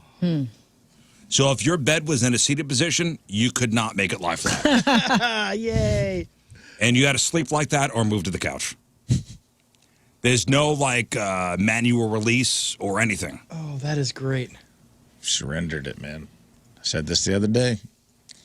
We've surrendered our freedom for comfort or whatever the old Ben Franklin freedom for security type situation. We gave too big of a chunk. Think about that with music too, man. Like if your apps ever get bricked, like only those of us who've held on to like old seawall physical media. Yeah. I have a bunch of friends that work in healthcare, and so yesterday people couldn't get healthcare. Like companies were just messed up. So it was not good. There was a lot of things that were very detrimental for like 24 hours and possibly still ongoing, which is crazy. Well, hopefully, I think they said they got everything up and working, at least for now. But yeah, medical records, right? Yeah. Everything that was on that cloud. Couldn't access anything. Wild. So if you had like a surgery when that happened and they couldn't access like things going on, it's wild. Yeah, they started putting leeches on you again. Yeah. Like we got to go old school. Bring in the leeches. George Washington. Did you know that? Did you guys know that? What? I'm sorry. That's what George Washington died of? Leeches? Yeah, bloodletting. Like he had a cold, and they just kept putting leeches on him because he thought, and they sucked so much blood out of him that it weakened his immune system, and he For real, died. though? Yeah. Yeah, dude. Yeah. It's crazy. They don't put that in the history book, but George Washington was... Yeah, they were doing the bloodletting, and he kept going, all right, more. Yeah. More. He had like just a common cold, and then it turned into... it might have been pneumonia by the end. I'm not sure what he... But they said they took like 32 ounces of blood out of him or something. Well, put it back in quick. Quick. Put it back in. See if it comes back. It's just wild to me, but...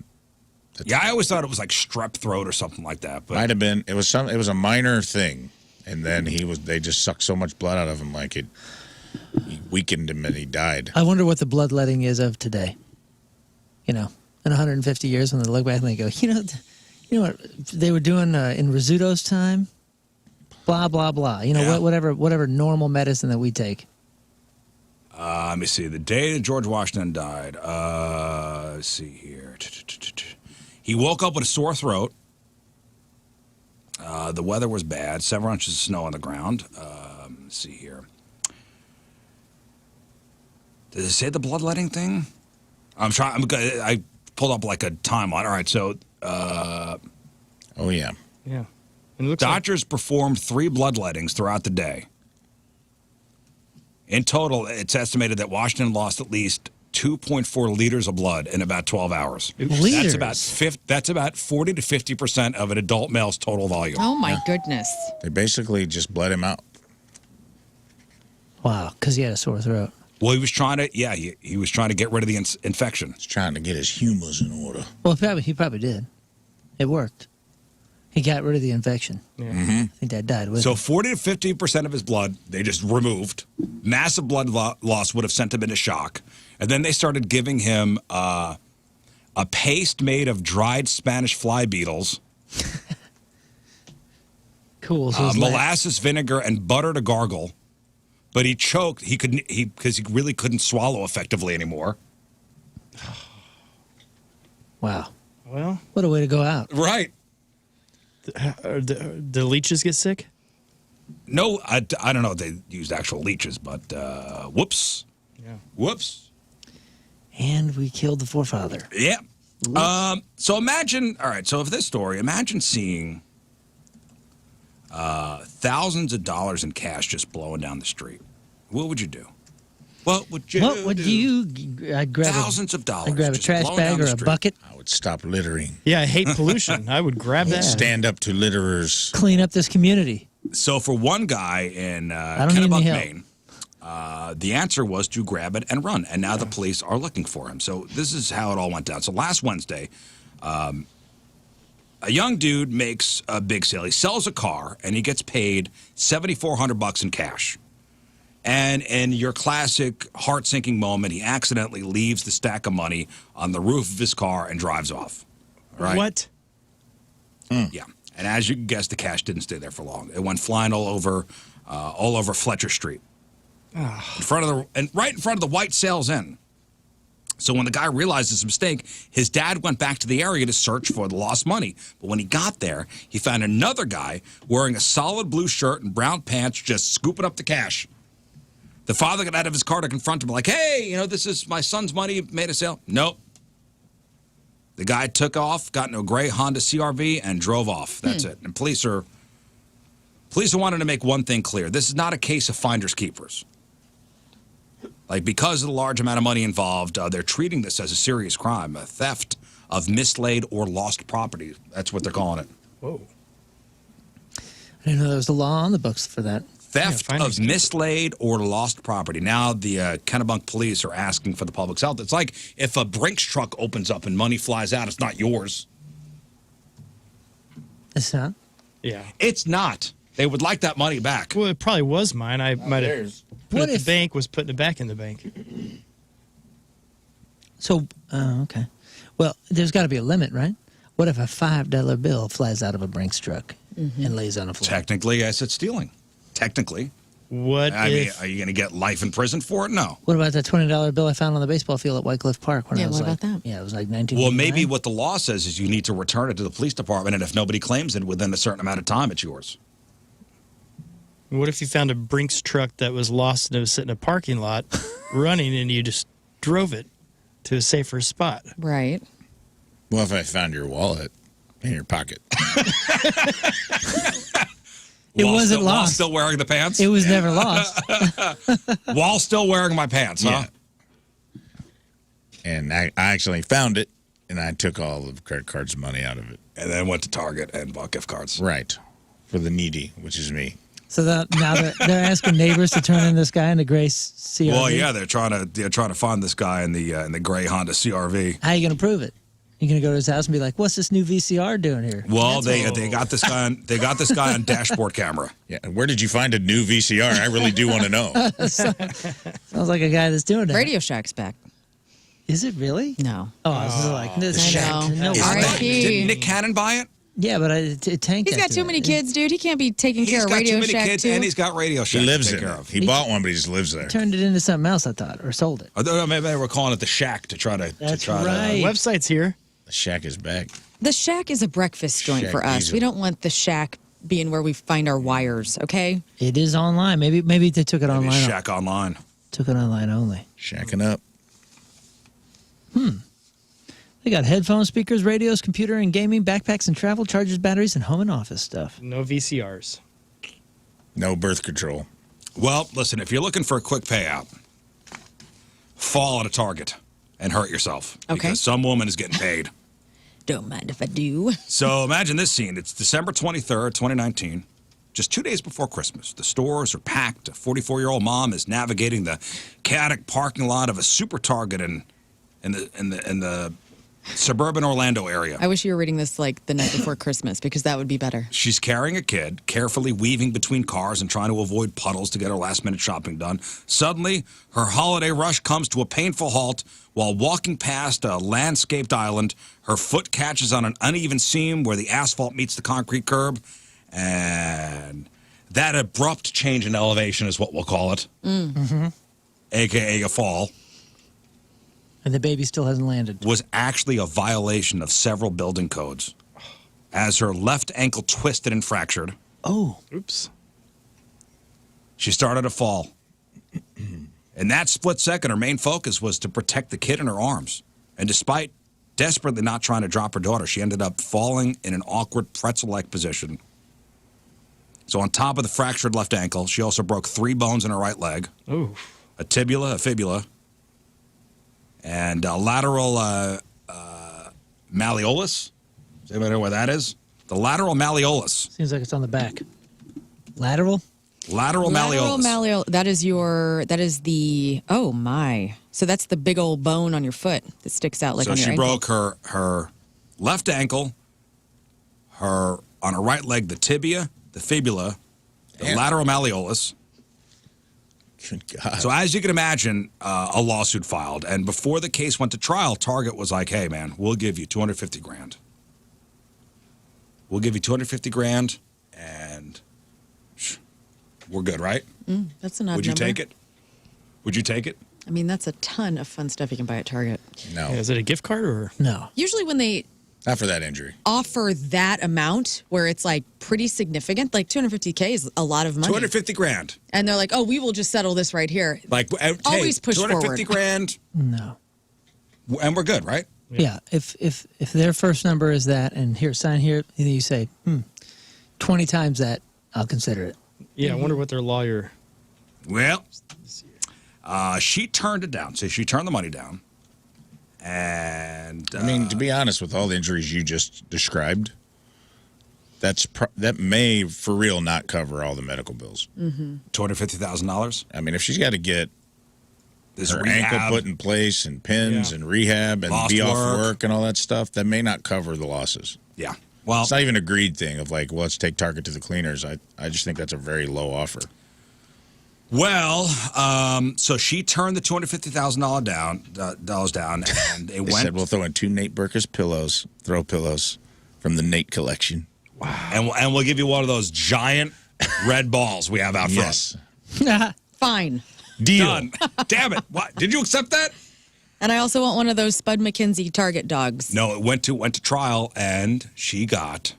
Did she get more or less? She got more. Oh, man. It's a woman with a broken foot. She got more. She shops at Target. It's a She knows the mom. deal You when gonna she give sees one. You gonna give us a bad story with a bad lawyer and a bad outcome here?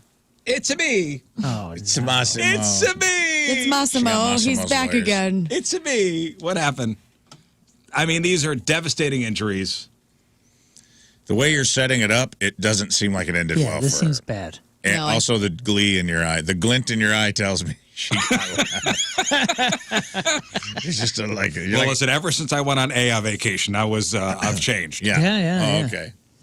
A jury gave her $11 million. Oh. That foot feels fine now. Very good. To be exact, $11,391,183.28. That's how much she got. That should cover things, right? Yeah. That's good. That's fair. Let me ask you this. All this goes down. Are you still shopping at Target? If you're her, Yeah. no, you have somebody else shop at Target for you. Yeah. Just buy the Target.